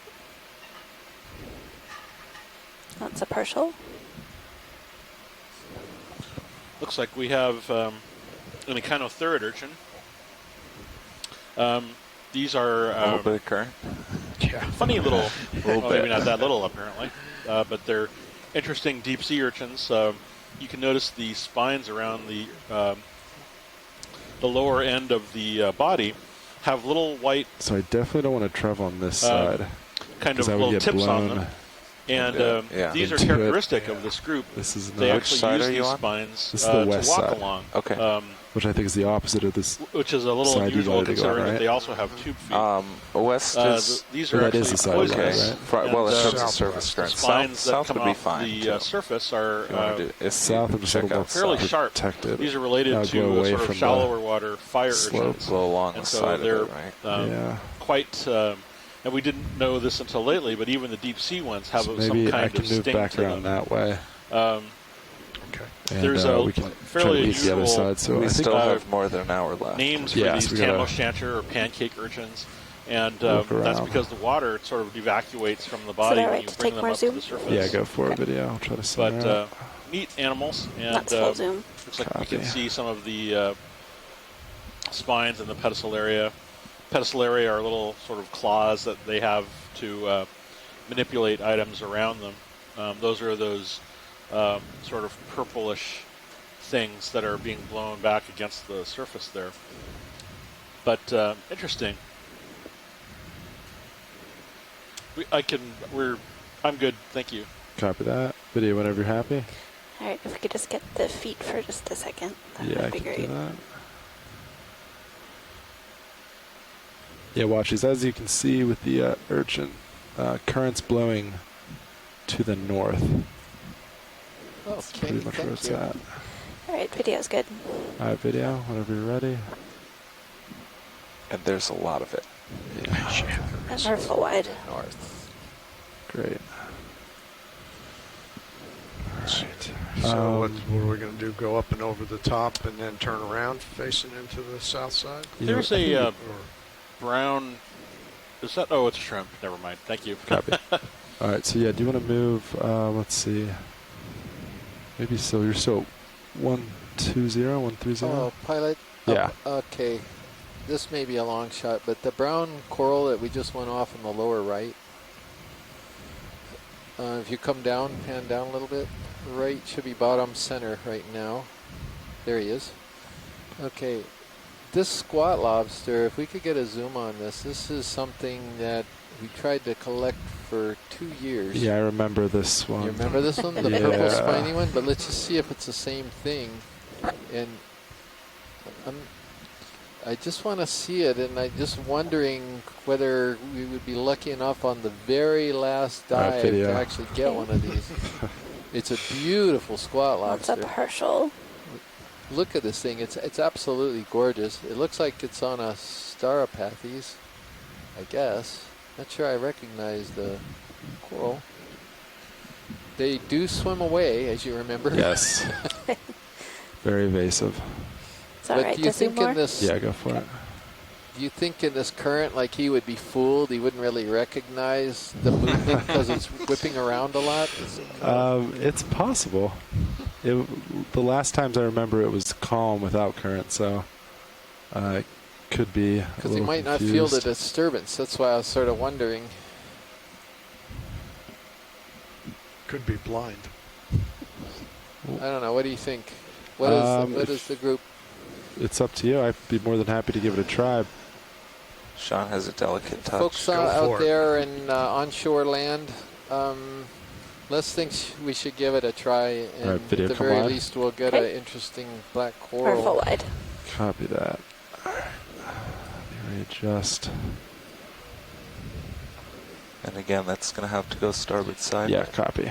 Both the starboard side boxes open. Yeah, both starboards are available. But and you'll probably this is believed to be, according to Dr. Baba, sorry, say it again. You might have to come up off the bottom. Genus of squat lobster. Looks okay. What if we open it? You think we could open it here? Yeah, we can try it right now. I think you can. All right. All right, so port side we definitely want to keep closed, right? So retract yeah, the pin. because I would not want to lift up. Right. Well, it was working for a while. And let me extend the starboard pin. I like that. The pilot stretches. All right. All right, let me try bringing the drawer out and see how with it a goes. formidable Yeah, flow let's give it a here. little test. Got a lot of forward, right? Good. Yeah. Hey, with the reach that Oh, yeah, that should spot be lobster all right. has, I wouldn't want to. All right, great. I think we're good. I'm going to retract it. Well, not only that, this is one smart bugger that we're about to try to collect. Okay, So it's gotten you're away spun from up you guys for before, hydraulics. Yeah, twice. Awesome. 3 times. I don't even remember. All right. Arms coming on. Co-pilot, I don't have a Perhaps one of good the highest sense thing of on what Mary's your tether's list doing. is I this can't spot really lobster. help you I with haven't that. seen one. Yeah, I've been copy looking for that. them all cruise. I haven't seen one of these.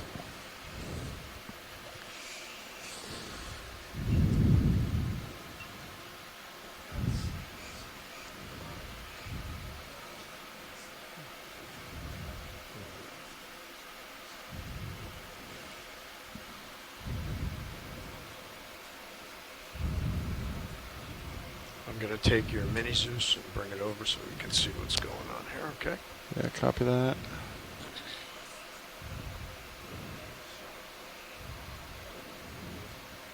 Center it up.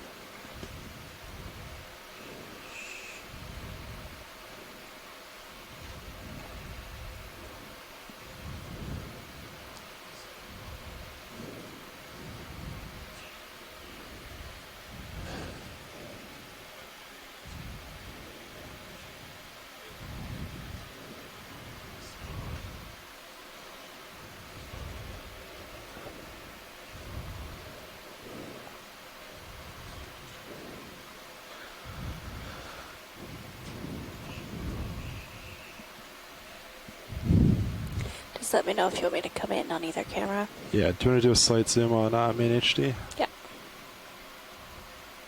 Stop there.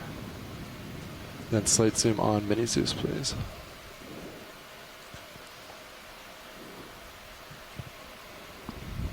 Perfect. Thank you. Sure thing.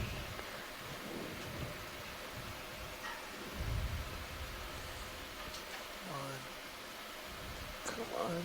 Stay put.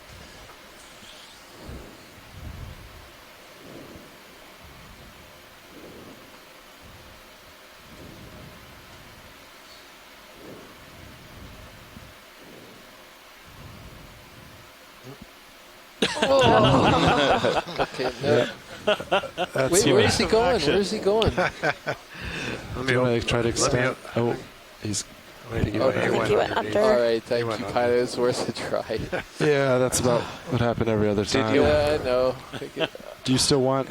Are you interested in the? Can we zoom this coral, please? Yes, Just, we can. I was so focused on the crab. All right, video zoom, main HD. Okay.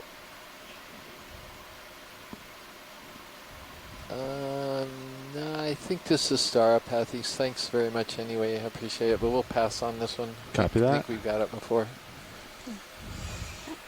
I mean, you were so easy and nice going into it. I thought you were going to get him this time. Yeah. There was a moment when I could have crushed him, but no, we don't want him crushed. Did you see that threatening posture right before he swam off? Yeah. I think it's the same one. It's the same guy. Yeah. It is a swimmer. We can move between sites. Okay. Hydraulics are off. Great. I'm going to center up your mini Zeus and get back to Well, those of you whose video froze, as we at the very moment that we were about to grab it, he took off like he has on previous occasions, and just he's too smart for us, I'm afraid. All right. All right. Well, is it there on the ground? So we'll can we work the south side? On a stock Down a coral. little bit, or just do you not wondering want if to do Sorry, that? now say it again. It's sitting on the ROV someplace. Yeah. I don't want to go directly down. I wouldn't mind going sideways. But what a beautiful to the animal. east, yeah, something like that. No, and like kind of peeking, like visually. But I wouldn't want to put us over here and then go south. But yeah, if we want to move Sirius, I think ahead would even be fine. I'll move ahead and kind of look around. Okay. Okay. So around 135. Yeah, I think it'll be fine for next move. All right, watch it. So we're going to kind of peek around if there's nothing left on top that you want to see. Okay, well, I guess, yeah, let's peek around, and then we can get... There's a fish just see, going that's off the bottom the urchin, center. right, that we just imaged, or is it Nope. different one? Fish, sorry, yeah. There's two of them. There's one there, and there's another one over there. Oh, yeah. Do you want zooms on urchins? We could do a snap zoom. I think it's the same thing. Yeah, but same species, just a yeah. separate Copy that. individual. Video, let's do a quick snap zoom. Okay. Yeah, same one. Okay, I'll get same that thing. moving. Yeah. All right, come on, video. Okay. Yeah, so I guess what we're doing is just trying to get a handle on whether the corals are all around the summit here, and it looks like they sort of are. Co-pilot, are you ready for that And move? then Yes, I am. All right. You I'll are call now it. on, let's see, we're still on the Bridge, nav. on the north side, right? We're still looking up? Another ship move, please. 30 I meters, believe it's bearing still north 135, speed 0.2. The other thing is just going close to There's a the fish seafloor center after we take a just peek around the below dome, the and then lasers to the left, or the or the right, peek around a the teeny Good bit. copy. and then Sorry, video, you said to There's- the right or left? To the right, To the right.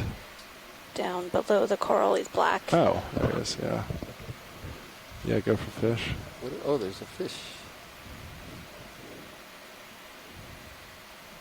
It's a partial. Okay, Copy this that. is Try one to of the center rat them tails. up. All right, take a little more. Coming up. This looks like it's our Kumba. Down. Yeah, he kind of looks like me in the current right now. Not really making a lot of forward way. Thank you, Bridge. I would Well, also Barrett like to thinks like change you our do, Chris, bailout that to that spot lobster southeast is riding 135. sub. Maybe. You know, maybe.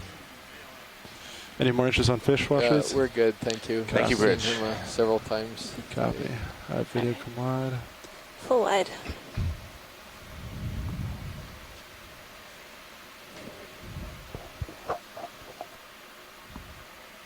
And one thing for DT sure tracking's is we no don't, good, huh? we don't Yeah. want to go It's been home on and without off. 2 It's gone bios right now, in the yes. box. 2 bio boxes full, I mean. So we will think about what our It's moving second southeast, collection will and be. that's also our bailout. Southeast? Yes. Copy. Yeah, so this should be the east side, right? Looks like there might be a sea star on promontory. the coral skeleton in the lower left. Lower Let's left. see what's on the cliff. Oh, is that a starfish? That's a starfish. Straight down, ahead? To Straight the lower ahead left. and lower left. Ooh, which one would you like first? Oh, is there one up I think ahead? there's Oh, the There's white two. one on the upper Oh, right. okay. Yeah. upper right. Yeah. Copy. Yeah, the coral one we can come. We've seen. I You've think seen it's the same one, but this one looks. This one. Copy This is the that. first time we've seen this one today. The It looks familiar, but Actinactus, maybe? yeah, Come maybe. down and give you a little more. Pretty big, Oh, though. sorry. Yeah, I this wasn't is even. Yeah, I'll stay here for now.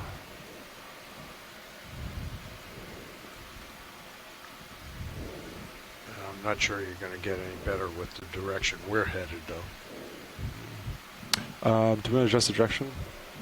We can put an easy stop in and move towards me a little. Video, come on in. Okay. Let's see. There we go. That's a partial. 1, 2, 3, 4, 5, 6. If I come down a little bit more, I think so this is a sea star called Astenactus. I can hold this. It belongs to the family Mixasteridae. These were considered fairly rare for a long time. Well, they're still technically rare. One doesn't see them very regularly, but they occur at these depths. There are actually two. I think there are two separate morphospecies. One with 6 rays and one with 7, with slightly different coloration. Stand by. We don't know a lot about them. Sometimes I've seen them eating detritus. Sometimes I've seen them eating even coral. So it's kind of a curious critter. But these occur very early on in the diversification of sea stars when you process their DNA and analyze them in a big tree of sea star evolution. These turn out to be essentially near the bottom. So they're fascinating animals, and there might be fossils of these from the Jurassic. So very, very interesting. But south or south. I think we can pass on these, and maybe let's go look at that the coral. The sea star eating the coral. Copy that watch lead. Thank you. Cool fossils from the Jurassic. Yeah, they're not called Astenactus. They're called something else. But I saw the skeletal characters once, and they were called something completely else, and then I realized it was the same thing. Oh, before I forget, the lasers had on that was that 10 centimeters across? 10, yeah. I mean, the animal was about 10 centimeters across. It's a big animal. It's a little bigger. I'd say almost 15. It's at an angle, so. Okay. Yeah. But yeah, there was another red one over to the side on the left. Copy that. Backing up now.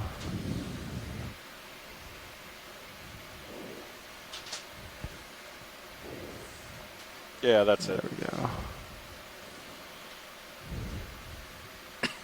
Probably the reason why there are so many of these barren bamboo corals.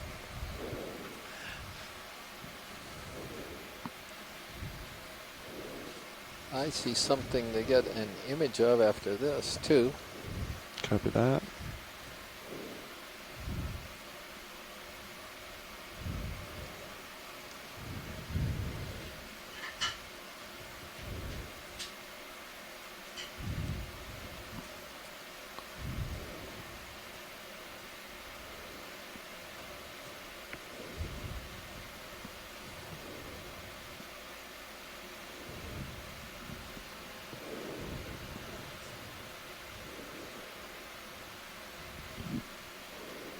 All right, video, come on out.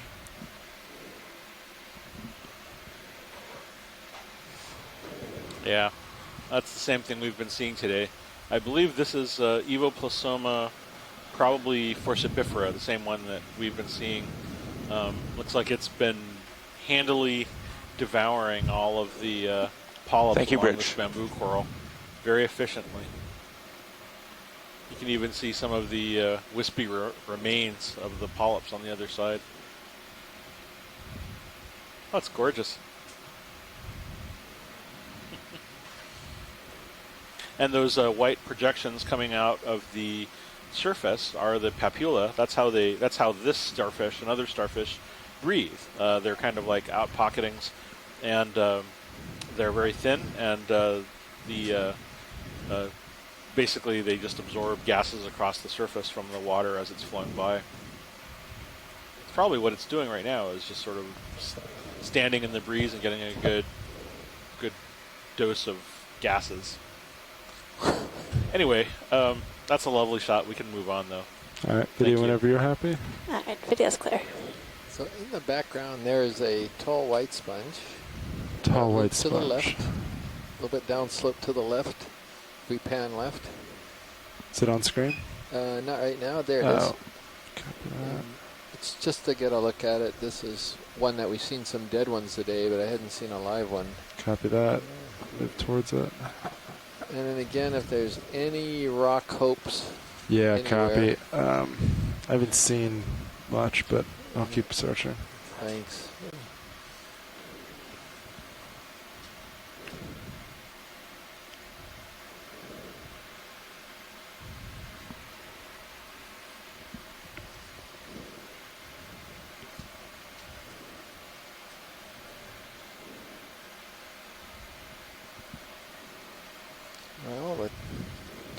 part's maybe alive. I don't know what's on it. Like something's overgrowing it. Yeah, it looks like some kind of video hydroid or something.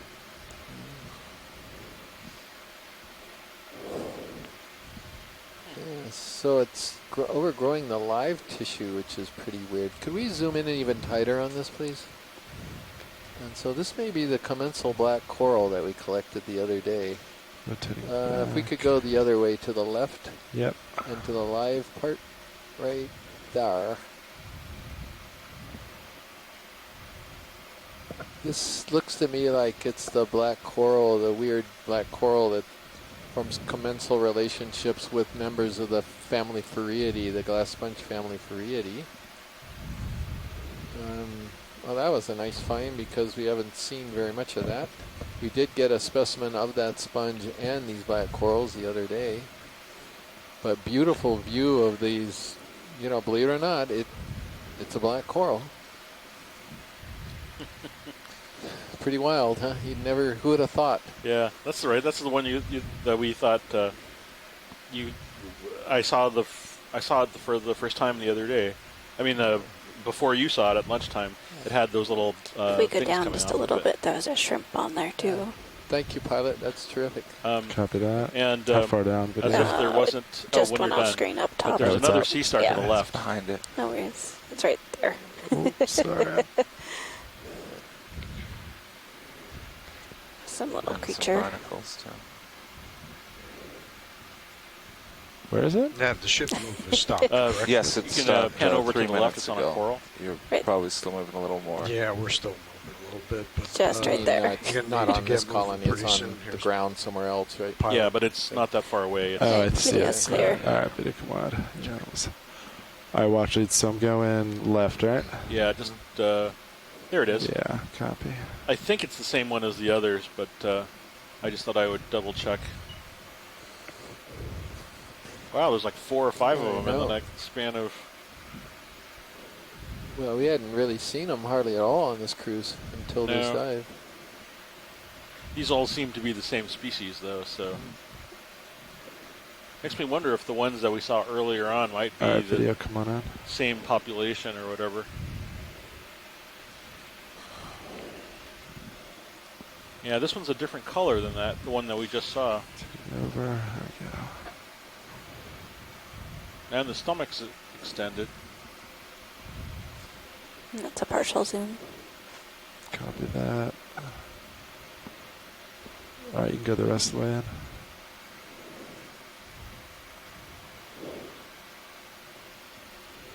Yeah, it's the same one from what I can tell. But this explains Dave's mysterious tissue Sorry, on video. on the bamboo, though. Yeah, come on, video. Okay. Great, thank you. That's another Evoplasoma Full wide. persipifera. Right. And that Straighten tissue we ourselves saw out here. on that earlier specimen was just Copy left over, that. digested. So that rock's not too big, pilot, is it?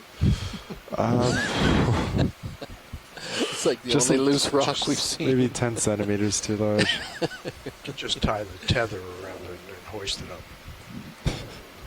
Yeah, we need a lift-through option. Yeah. So the only rock that we see all day that's loose happens to be the size of Stick a an eye bolt in it. Volkswagen Bug. or Hook something. on. All right, watch it. So this is the, let's see, east side, and we're kind of going towards the back around. So to give you an idea. Okay. Southeast corner, kind of. Maybe it's a little more barren over there, huh? Yeah, it's starting to look that way. Yeah, it looks like. So now, okay, I can see the icon now of the ROV. So look at this. That's not It's all barren. accurate right now. It's. I think we're about where the ship we're is more right about now. here. Right there? Okay. And we're facing this way. Look at this. That's pretty remarkable. Simply the fact that the corals just stopped? Yeah. Or is it because there's what changes here? I don't know, but they've stopped. Everything's gone. Does the current accelerate over the cliff? Well, it was accelerating over the top and down the side with the corals. Yeah. Well, maybe there's things here that we didn't. No, that's it. That's the. Well, let's make sure there's Yeah. stuff. Well, Nothing here. there's some, but there might be loose rocks, pilot. I almost think I see some. It does appear that way. All right. Do you want to maybe turn slightly towards me? This is fascinating. Something's going on here that we don't understand very well, except that it's got to be current involved, I would guess. Go off stick for a second. Could be currents and nutrients, some kind of combination of the two. Right. Yeah, there's still current here, but it's definitely not nearly as strong as where it was. Huh. All right. So not a strong current on the east side is what you were saying, right? Not as strong. It's still strong, but I'd say half of what I just saw. Okay. Thank you. Let's see. It's a big boy.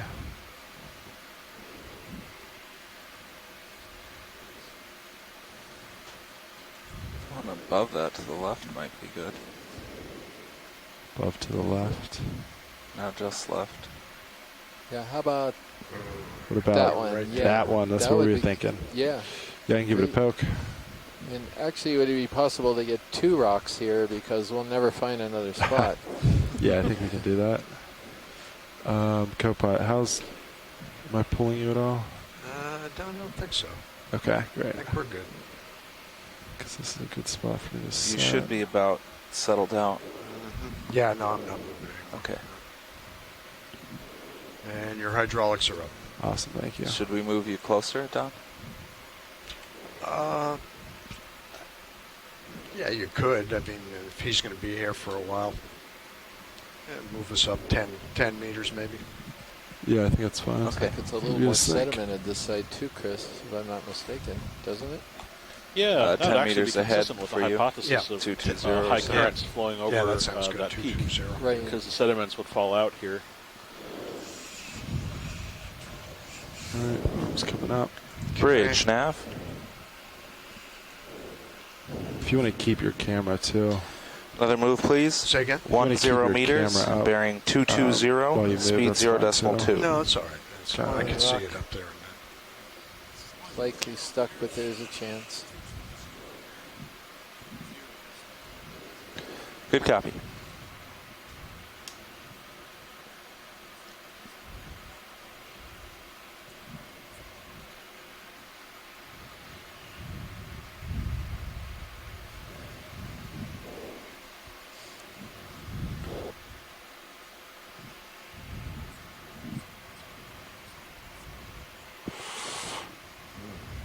Did it? I think I just. moved it. I don't know. What's that? Is it sedimented? Cemented? Yeah, sorry, watch it. That's Thank you, stuck. Bridge. Yeah. Okay. Darn it. Anything else within view that you want me to? What about that one in the back? Is the one in the back cemented? Yeah, copy They all that. look pretty cemented right here. That was.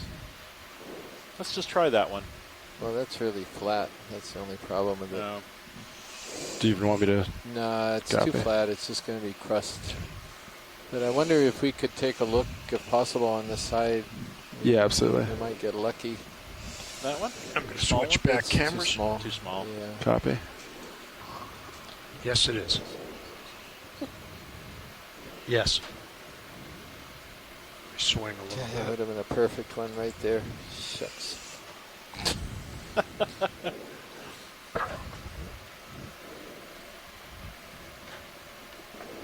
No.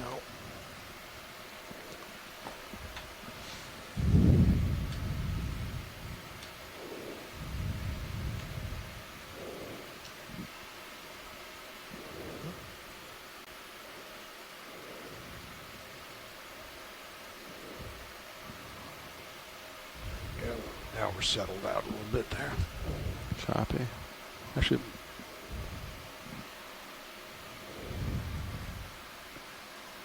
if anything forward.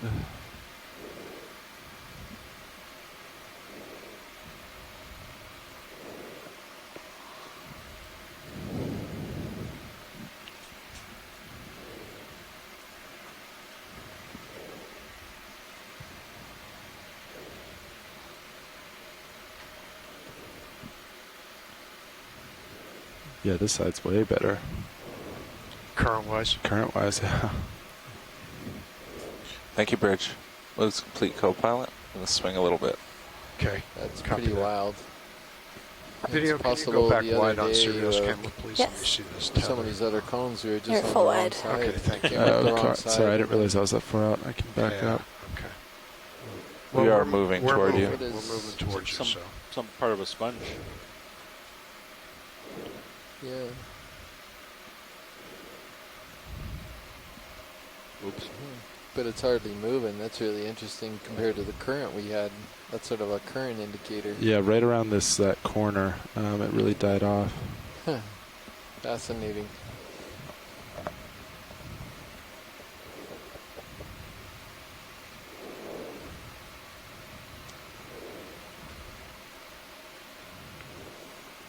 That rock was our best chance. It was a nice, it looked good, yeah. Looks like there's some more boulders up ahead. Maybe we should put another move in and you go forward. Yeah. It's definitely, yeah. More cobbly. What direction's that for you?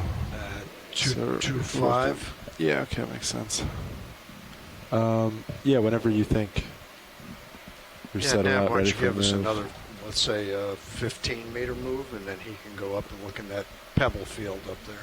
Same direction? Same direction, yeah. Okay. Close enough.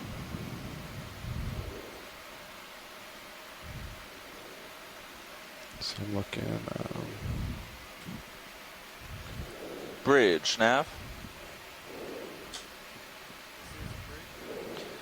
Another move, please. 15 meters, bearing 220, speed decimal 2. But you have some interesting, data point of 3 cones, I guess, where we've traversed a path along the edge up to the, go back to the your peak, port side and all 3 center times up we've there. had sort of Copy a culmination of back up a diversity. little That's an interesting pattern. Oh, absolutely. I'm extremely pleased with this dive. It was better than I ever could have imagined. I mean, really wasn't expecting this at all. What a way to finish up the Laulima Okamoana cruise with just a huge bamboo forest up here. Thank you, Bridge. I think there was one starfish yesterday I should have picked up when I was being polite, and otherwise it was. I think this entire expedition has been really delightful. Yeah, well, because it ain't over. You still got about a half an hour or so. You never know it can show up That's right true. under the gun. That's true. I won't see it. There, that's a good attitude, finally.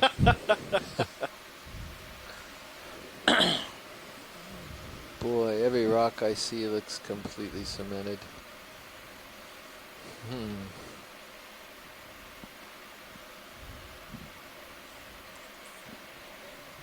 So now we're still on the small one there. I'm a little just pilot. above. Do you know where we are? You Just see where the lasers are? Just above the lasers now. So I think we're towards the south side. Toward the south side of the peak. What do you think about southeast? Go ahead, survey. Lasers so are on it now. southeast looks okay. Yeah. It was just the No, east never that was a mind. little barren. No. So I'd say the east side was what we were just on, Right. due east, and now we're a little That southeast. was not on my And end. we're seeing more life. Sean, maybe that Right. one.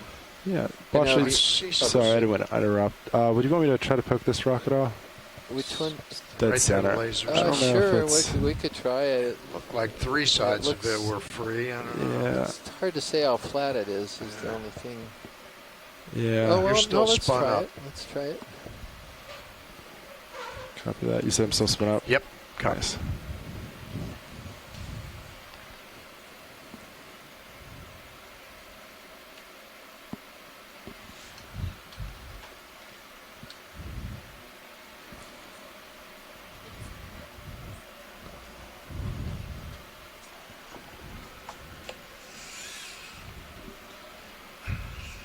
Video survey, I didn't see that flicker on my end.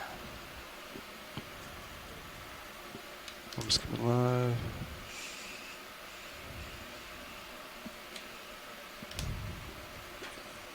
It'll never come undone.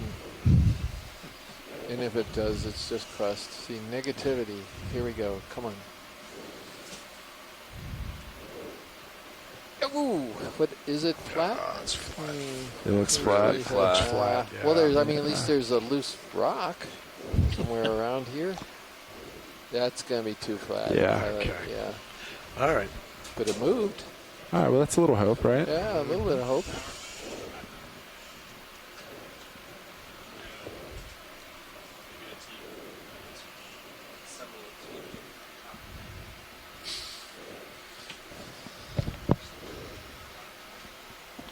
Arms off. Okay, there's some rubble sort of behind you there too. Sorry. Just back so we straight didn't want down. it because it's too flat. Yeah. Okay. No interest. That's fine. See that rubble that's behind you? Yeah. there? Let's take. Just back down. That and looks see what's in promising. there, and then off to the port side where that sand pit is, maybe some in there.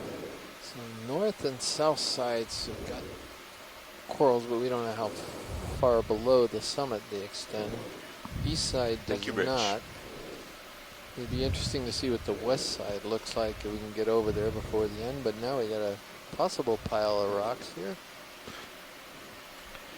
There's a few in there. Some Yeah, nice watch it. ones. We did peak on the west side Oh, we did? before we came over here. Okay. I'm not sure if we got far enough There's down it. one right a little that bit. blocky one. I wonder Just to the right. bottom. I don't know where the lasers are, but it's kind of right of center. Right of center of the lasers. Center. And come down a little bit. Right. Are the lasers on? Right oh, there. they're there. That one right there? Right Right in below that- the lasers. Right there. That one. Yep. Yeah. This looks pretty good. Actually, any of them. That's one above it if it moves.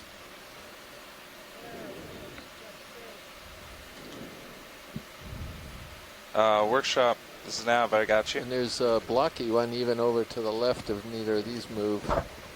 It's got a nice angle to it, but it may be all crust though. But let's try this big one here. Workshop Nav. What was that?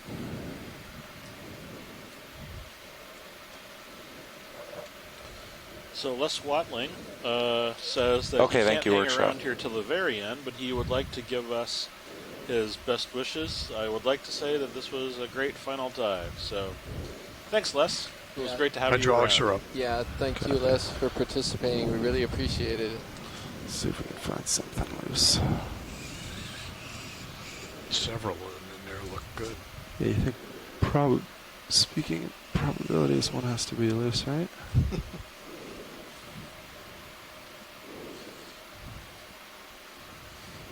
Okay, negativity. It's not going to move. It's just crust. It'll never happen. Oh yeah! Oh yeah! Negativity is proven again. It's like all Grab these them all. It is a force of nature. Negativity. Do you have a preference? I think I saw both these two move. Could you grab the first one and see if... actually, we need 2 rocks, so Oh, yeah. we can get both of them. Copy that. Let me just Open the rock box. Yeah, do you want to bring it All right, center? Will do. Looks Conclusive clear proof to of the wing power it. of negativity right there. Say it again. Looks clear to wing You are a it. strange Copy. man, Chris Kelly. Port wing coming inboard.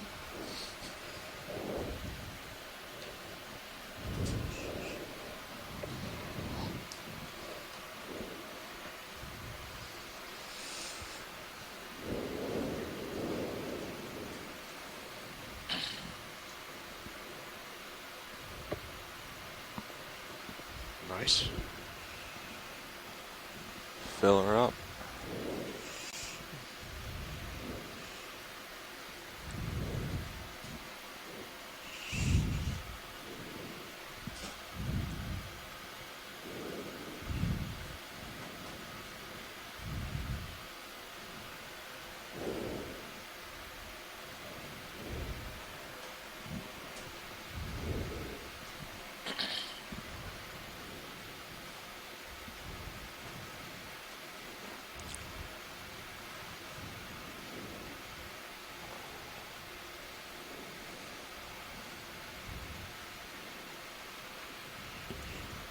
Get a spin on that one just to see what it looks like. Copy that. All right, video. come on in.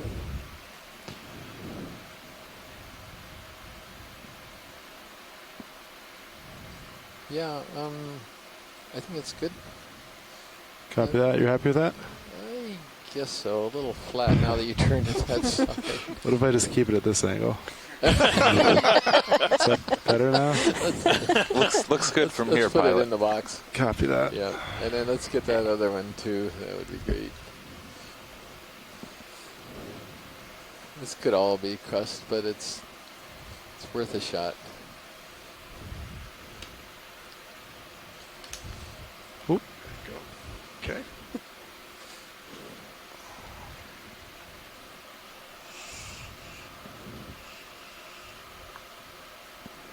You want to put more than one in there?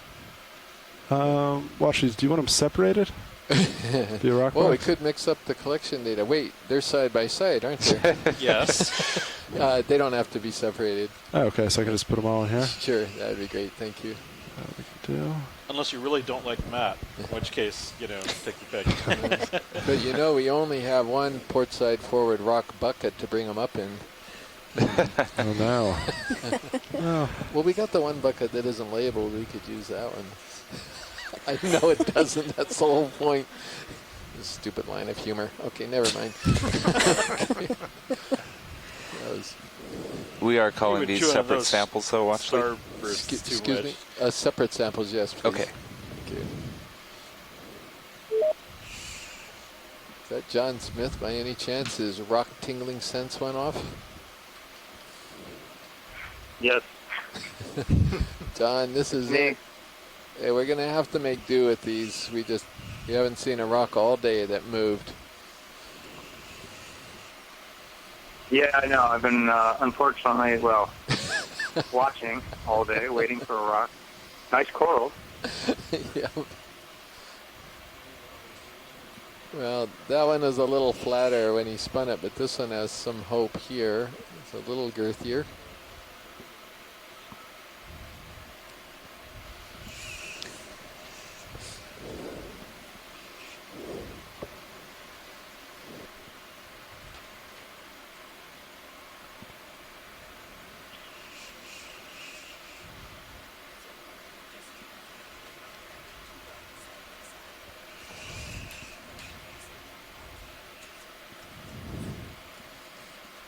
This video, that's accurate. Yeah, wrist is a little funny. You know what? Yesterday it stopped working left and right. Really? Yeah. It's kind of... See if you can go left or right now. Left and right's yeah, that's fine. What's the problem, pilot? It's just being a little funny. Yesterday. It's not being super responsive when I extend it further. Is it wrist rotate? That's an issue.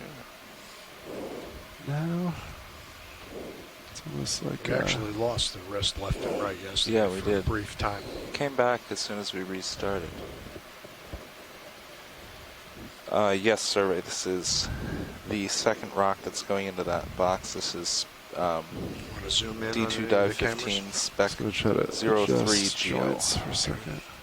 I'm going to move the mini Zeus. Correct.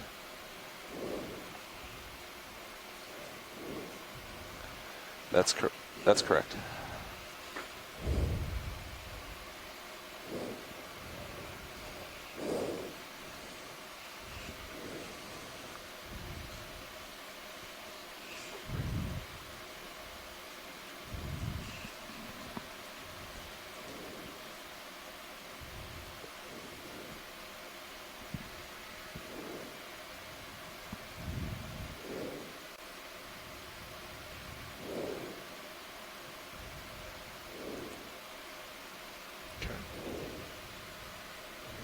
Well, Look at that thickness. yeah, hold it that way for John. Yeah, it's really thick from that angle. All right, video, come on in. Ow. I think that's about the best we're going to do, is particularly at this. Well, we have a few more minutes. I suppose we could try to find something girthier right at the wire. All right, so box it, watch it. What time are you leaving, Bottom? We're leaving in about 20 minutes or so, John. Yeah. So shall we box this one in case, I mean, 2 fine pieces of manganese crust. Yeah, I'll get a camera. Let's go ahead and box. Yeah, I don't know. I mean, are you able to get, if you did see another one, are you able to get a third or not? I'm not sure we're going to see anything more than this, John. This literally, we haven't seen anything all day. Yeah. Let's go ahead and put it in the box pilot. Yeah, I guess grab it. I mean, box it, put it in. Yeah.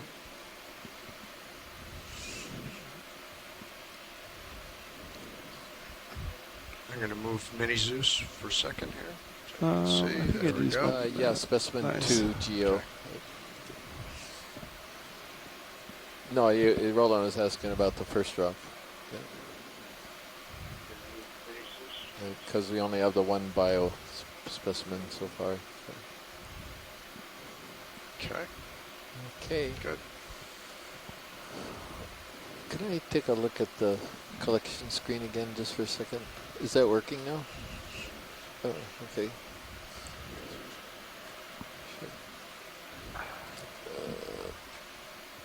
Okay, got it. Thank you.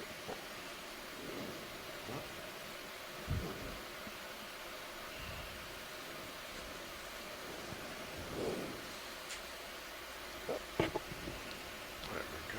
we go. Okay. Port wing going out. Okay, well, we got 2 rocks. I'll leave it at that.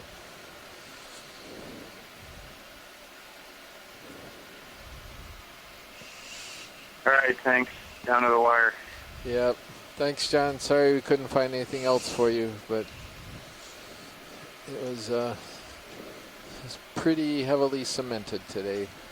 All right, arms off. Okay. Yeah, it looks like a nice top of the chocolate sundae all covered with crust.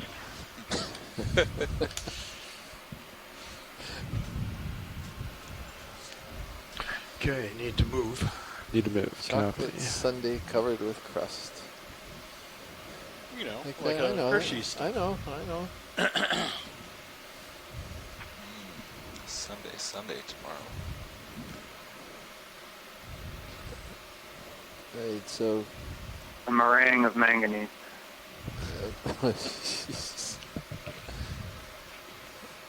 a meringanese? Yeah, maybe. We still have an empty bio box. And this is really bugging me. Yeah, with all that stuff you guys saw today, you don't have anything to show for it? That's right. Nothing.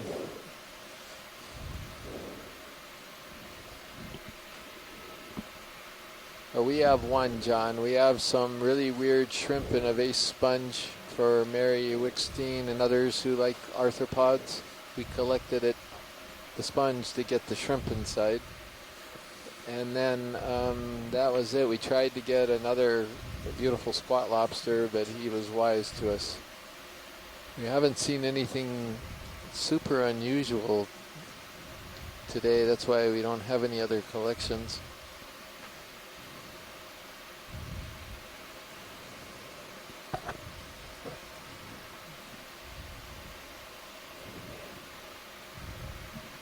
All right, Nav, where do we want to go from here? Well, we have about 20 minutes left. 20 minutes? Poking our head around the south side, is that correct? 20 minutes. Whereas we're It's too on bad southeast and we're southeast pushing south. The starfish I would want doesn't show up right now. That would be perfect. Yeah. Okay, copy that. So not nearly the slope. You're running out of time. You can talk with Washley and see whatever they want to do. They'd like to push down on a different side than we approached. Really. Which side? I think this is pretty much south, right? I think you're south, yes. We'll go over to the west It's side. not really see, steep. Right, I'm not really sure from HIPAC where we are right now. Yeah, Washley, so I Still think this is very the much near the opposite top. side we approached. Yeah. Oh, okay. Let me It's clean not that up nearly a as little steep bit, as but It's this side. a we're essentially purple right coral under the going ship, off bottom right. but the I don't know if they've seen it today. Say it again. Video. Purple coral just went off bottom right. Indicated. So the peak was up around here. I don't know if science saw it today. Yes. Okay, so let's just, if we can, just cruise along this south side toward the west side, maybe. Copy that. Science, any interest in zooms on screen at all before we leave? I don't think so. I think we've got everything here. Copy that. All right, so we can adjust heading, have Sirius look west, and then get a move that way. How's that sound? Okay. That sounds good. Thank you. Great. And then we'll just keep an eye on sonar, make sure nothing pops up. But it looks pretty flat. And that's looking west, is that right? Correct. This is west. Okay.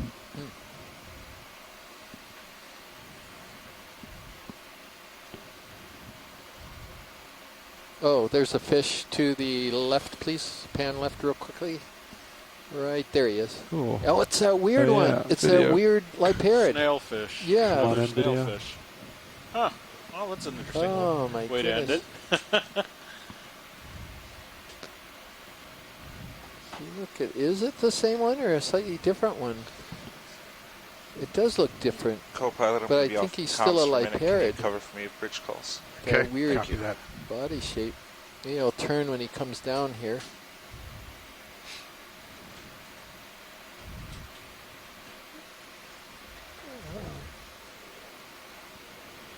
Come on, man, just turn a little bit.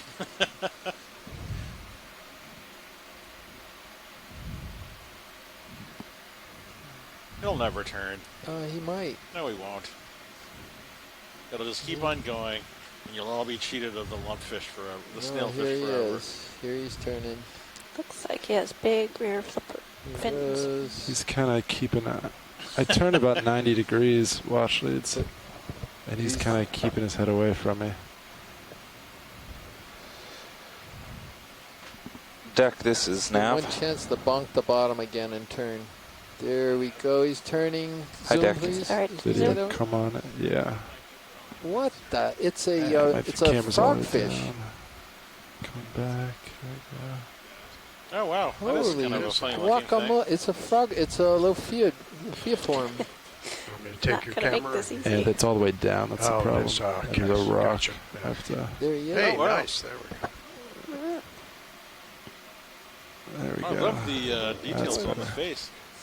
Copy that. I will. So not a I got liparrid. deck A on. No, not at all. Yeah. Wow. Hey. Oh my goodness. Let's see. I don't know if we can.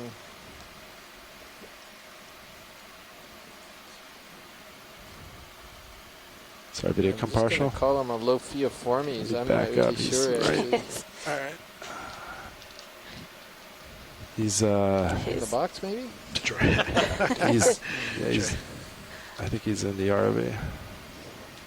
Okay, yeah, thank you very much. We got at least come one up real view quick, that we maybe can he'll get a get freeze stuck in the frame on. screen there. So that was great.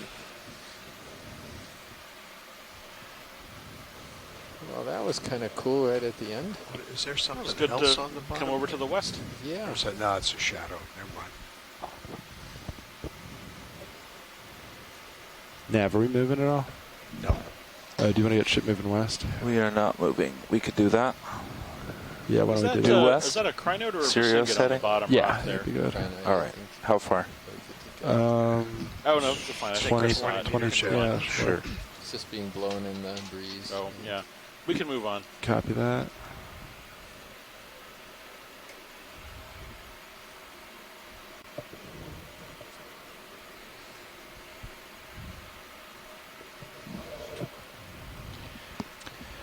Bridge, Nav.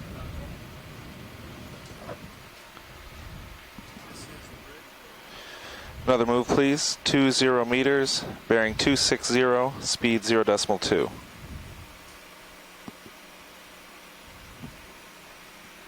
The heck is that? It's getting pretty close, Chris, for starfish. Deck, co-pilot. hunting.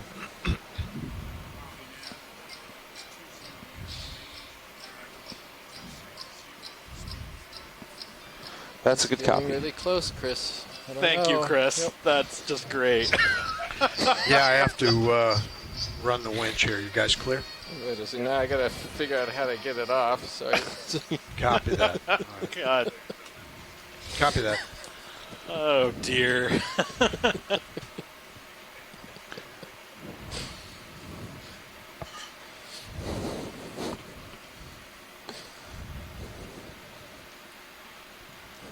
So, go ahead. So Nolan said not a Thank you, Bridge. Yeah, we changed our opinion on that. It's a lophia form of some kind. That was the fish we saw a moment ago. Well, some nice stuff going on here. Some sea anemone. Yeah.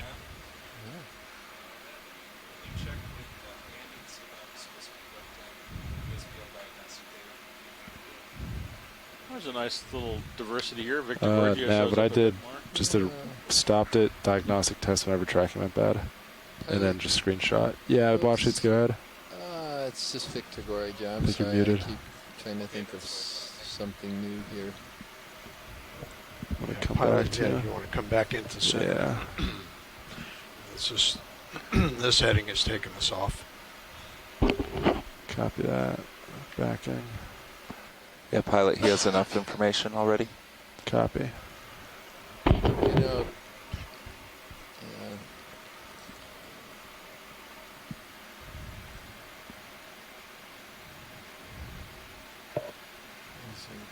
that's too big, I think.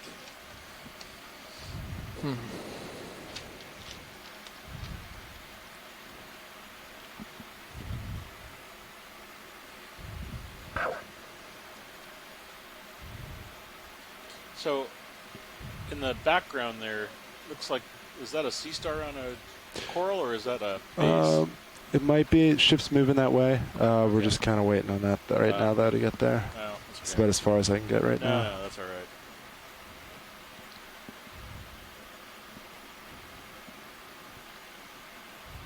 But yeah, as I approach the west side, I can definitely feel the current starting to pick up again. So the east side was very calm relative to west side. You can kind of see it blowing too. And this side has current corals too, as well. So it's just that east side that was in some type of a current shadow, or something. I don't know. Funny.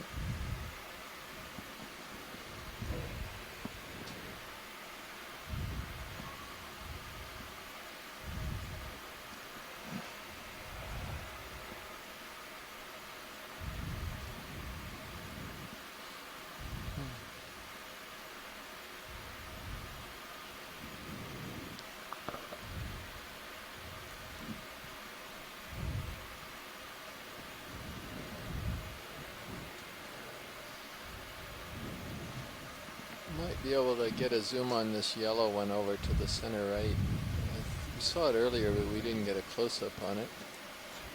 Copy that. I think it's yellow plexaurid. Could be something else. I mean, the yellow plexaurid that we might have collected the other day, but we're never sure. Go ahead, Dick.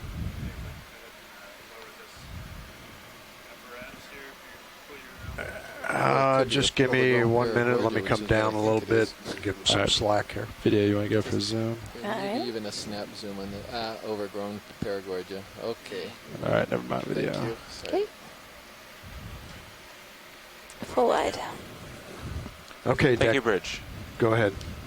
All right, Washi. So right now, what direction do you want to travel? It's pretty flat, so we could approach the summit from the opposite direction we came. Sure. Or we could go past and keep going south for a little bit. Well, let's approach the summit from this direction. Copy that. That would be. I was starting to get probably what will prove to be a really stupid idea, Chris. Oh yeah? What stupid idea was that? All right, Nav, what's ship status? The ship is stopped. We have Ship a really stopped. big All right. aquarium. And they're aquarium putting net. the rinser on the cable right I was now. just wondering. Copy that. All right. But after this, let's see what we come we up can across. rotate. I guess. I mean, that's that's a consideration. And Okay, approach the copy summit that. from the north. All right. Yeah, I mean, I can start rotating now. if we just saw kinda it, we drive could even across consider there. that other Yeah, you'll be fine. Astenosoma or Astenactus. But let's see whatever one we come across first. Well, I'm not sure we're even going to have a time to do a collection. We literally have like 10 minutes left total. You'd have to see something new, I think, rather than try to recover. Yeah. No, I agree.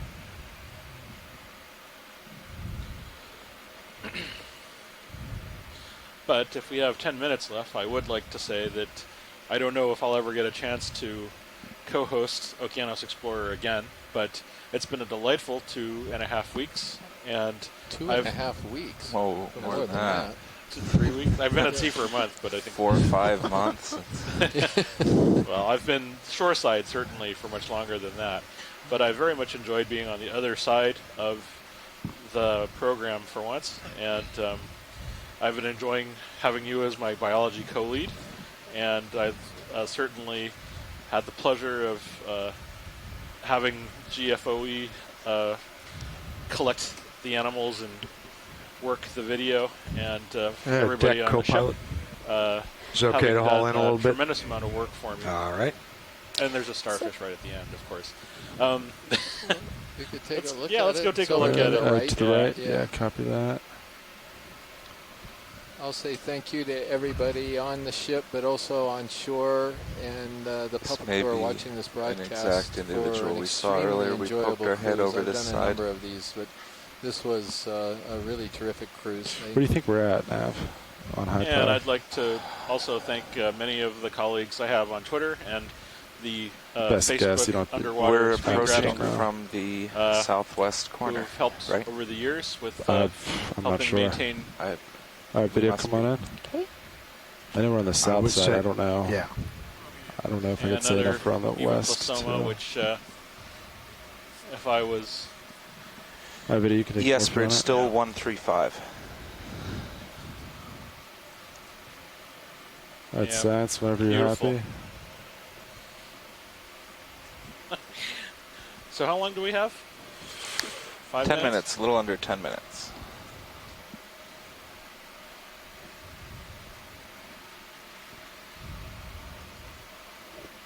Sorry, more like 5 minutes. 5 minutes. Alright, video's clear, whatever. All right, Anybody else? science, are you happy with that? You can keep moving. Yeah, we can keep moving. Thank Copy. you. Or full wide. There's that little purple squat lobster again. Really? On the yellow coral down there. Right below lasers. You want to use your That's last 4 minutes to try it? Come on, pilot. It's up to you, Washblades. We have 4 minutes to kill. Well, you could try it. If that's what you want me to do, I'm well, we don't need to go anywhere. I mean, we've seen it all. If you want to have one final grab, you might fool him. That thing is really blowing all over the place, and he's higher up on the colony. Is he the same one that we confirmed? Sorry, I was typing a message here. You don't have a zoom yet. Stand by 1 second.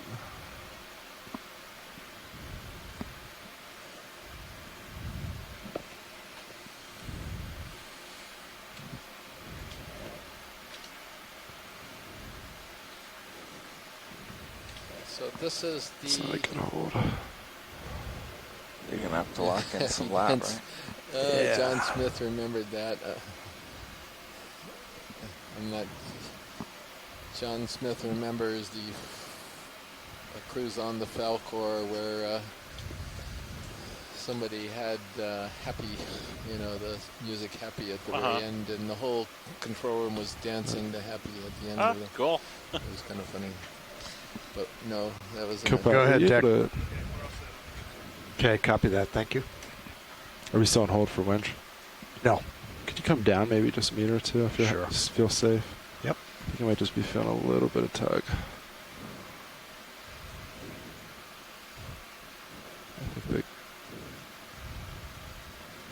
Just wanted to quickly confirm it was the same squat lob, so I wonder if we could do a snap zoom on it. Yeah, 1 sec, watch it. Okay. your upper left there is a closed-up giant anemone. That's kind of what they look like.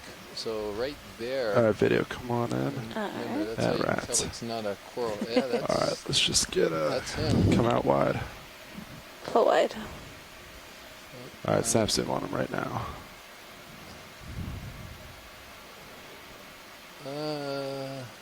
So yes, that's him. Right, thank you. Final chance at this guy. All right, come on, video. At least for this cruise, Full there might wide. be chances in September when John Smith will be hosting the cruise to the unknown, You need me to totally dry lock, I can do that. unexplored musician Seamount. But If I can get it, this next month, we're going to go up and map just keep rotating. Hold on. up there because we can't even go dive there. We don't even have any mapping data. Yeah, this no, week I've tethered up to turn around. there. Never So mind. we're going to map the rest of this month up there. And then John Smith and Megan Putz are going to host what I think will be a spectacular cruise of exploration to the musician Seamounts, which are north of Go ahead, Bridge. Oahu.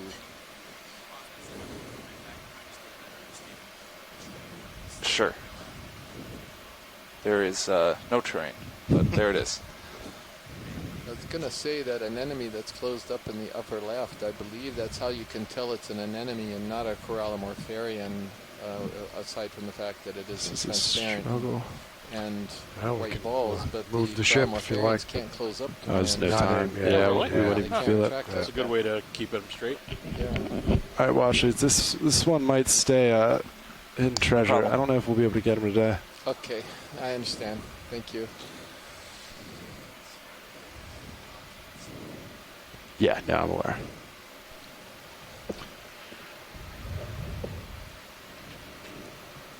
And Sako Matsumoto and Tina Molitsova are going to be visiting Fish or something somewhere. the University of Hawaii Big one. Exploration Command Center for What are we the looking at September time cruise there to now? the Just what? musicians. That's about it. That's And it? Like 2 minutes if you want it, or you could just get set up now. delighted that we're going to be interacting Start together lights. for a couple weeks. Yep. And I can just kind of during look that around. cruise. Copy that. It should Stone be a real lights. pleasure.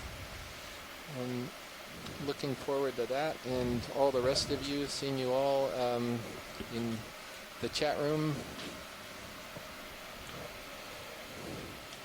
Looks like we're going to go after one last. Is it a fish, or are we spinning up to? There's another starfish. I was just looking around. I can't reach that. Sorry, Okay. video. No, just thought I'd point it out.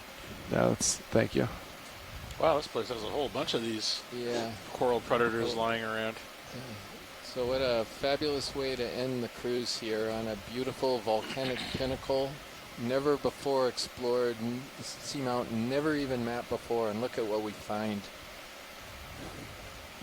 Really terrific. Appreciate it very much, front row, all the pilots and engineers and the ship crew and everybody for a marvelous cruise. Yeah, watch it. It's been a pleasure, and it's been an amazing time working with all of you as well.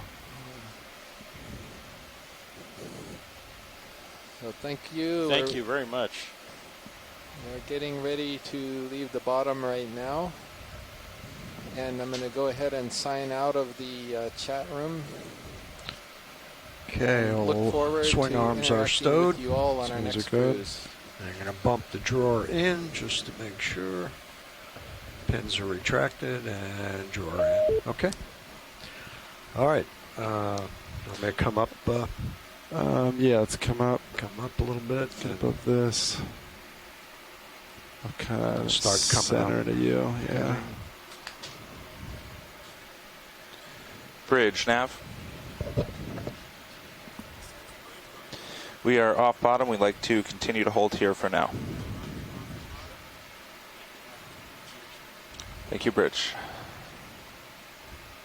Goodbye.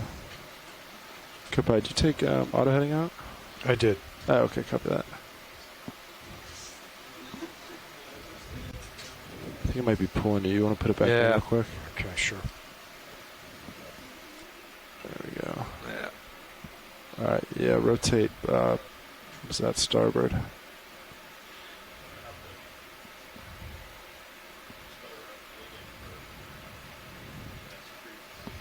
And then turn your camera down. Yep. Trying to think where I'm at. There I am. All right. Let me center up on you. Okay.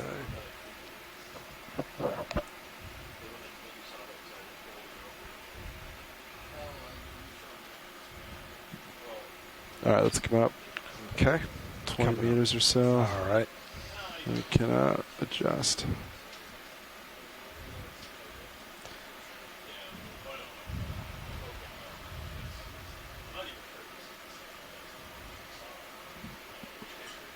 I'll start coming around to ship's heading. Do that or just stay on this one? Just stay right here for okay. now, and then I'll get underneath you, and then we can rotate like that. Yeah, I need to rotate to starboard. Yeah, you need to go, starboard, then I'm port. Yeah, that should set us up nice.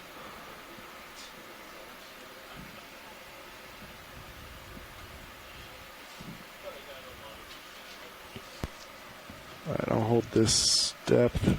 If you want to come up a couple more meters. Coming up. I'll kind of back into you. Yep.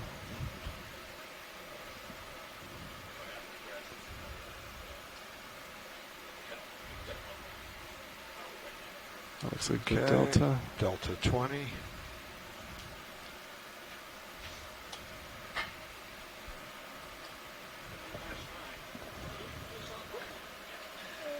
All right. I'll rotate port if you want to rotate starboard. Okay. Do that now. Let me bring it all the way down. Looking down 90 now. Okay. Coming around to starboard. Copy that. Go and port.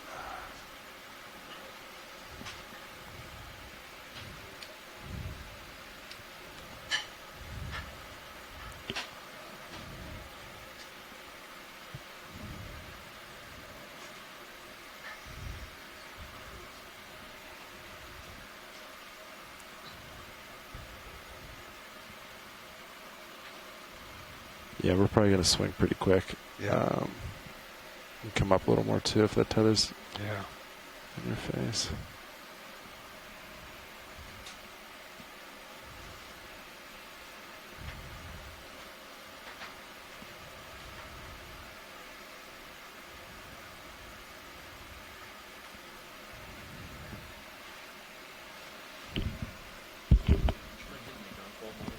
Ground fault monitor.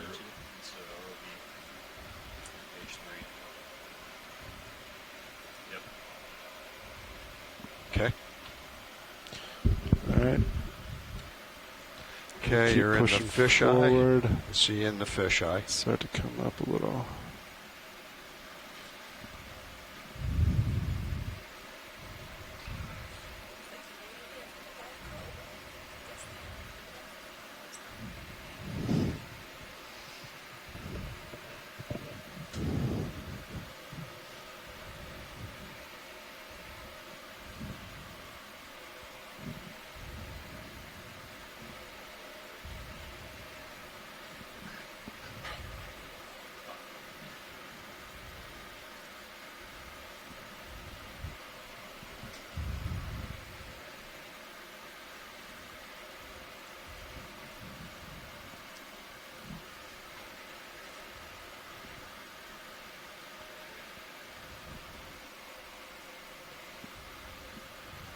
There we go. Okay.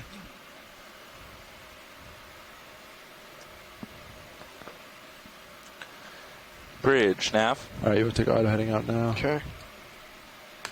Let's see. You can set rotation center to midship. Thank you, Bridge. Yes, it's want to swing me north. All right. All right, I'll get my Z bias in. Okay. And then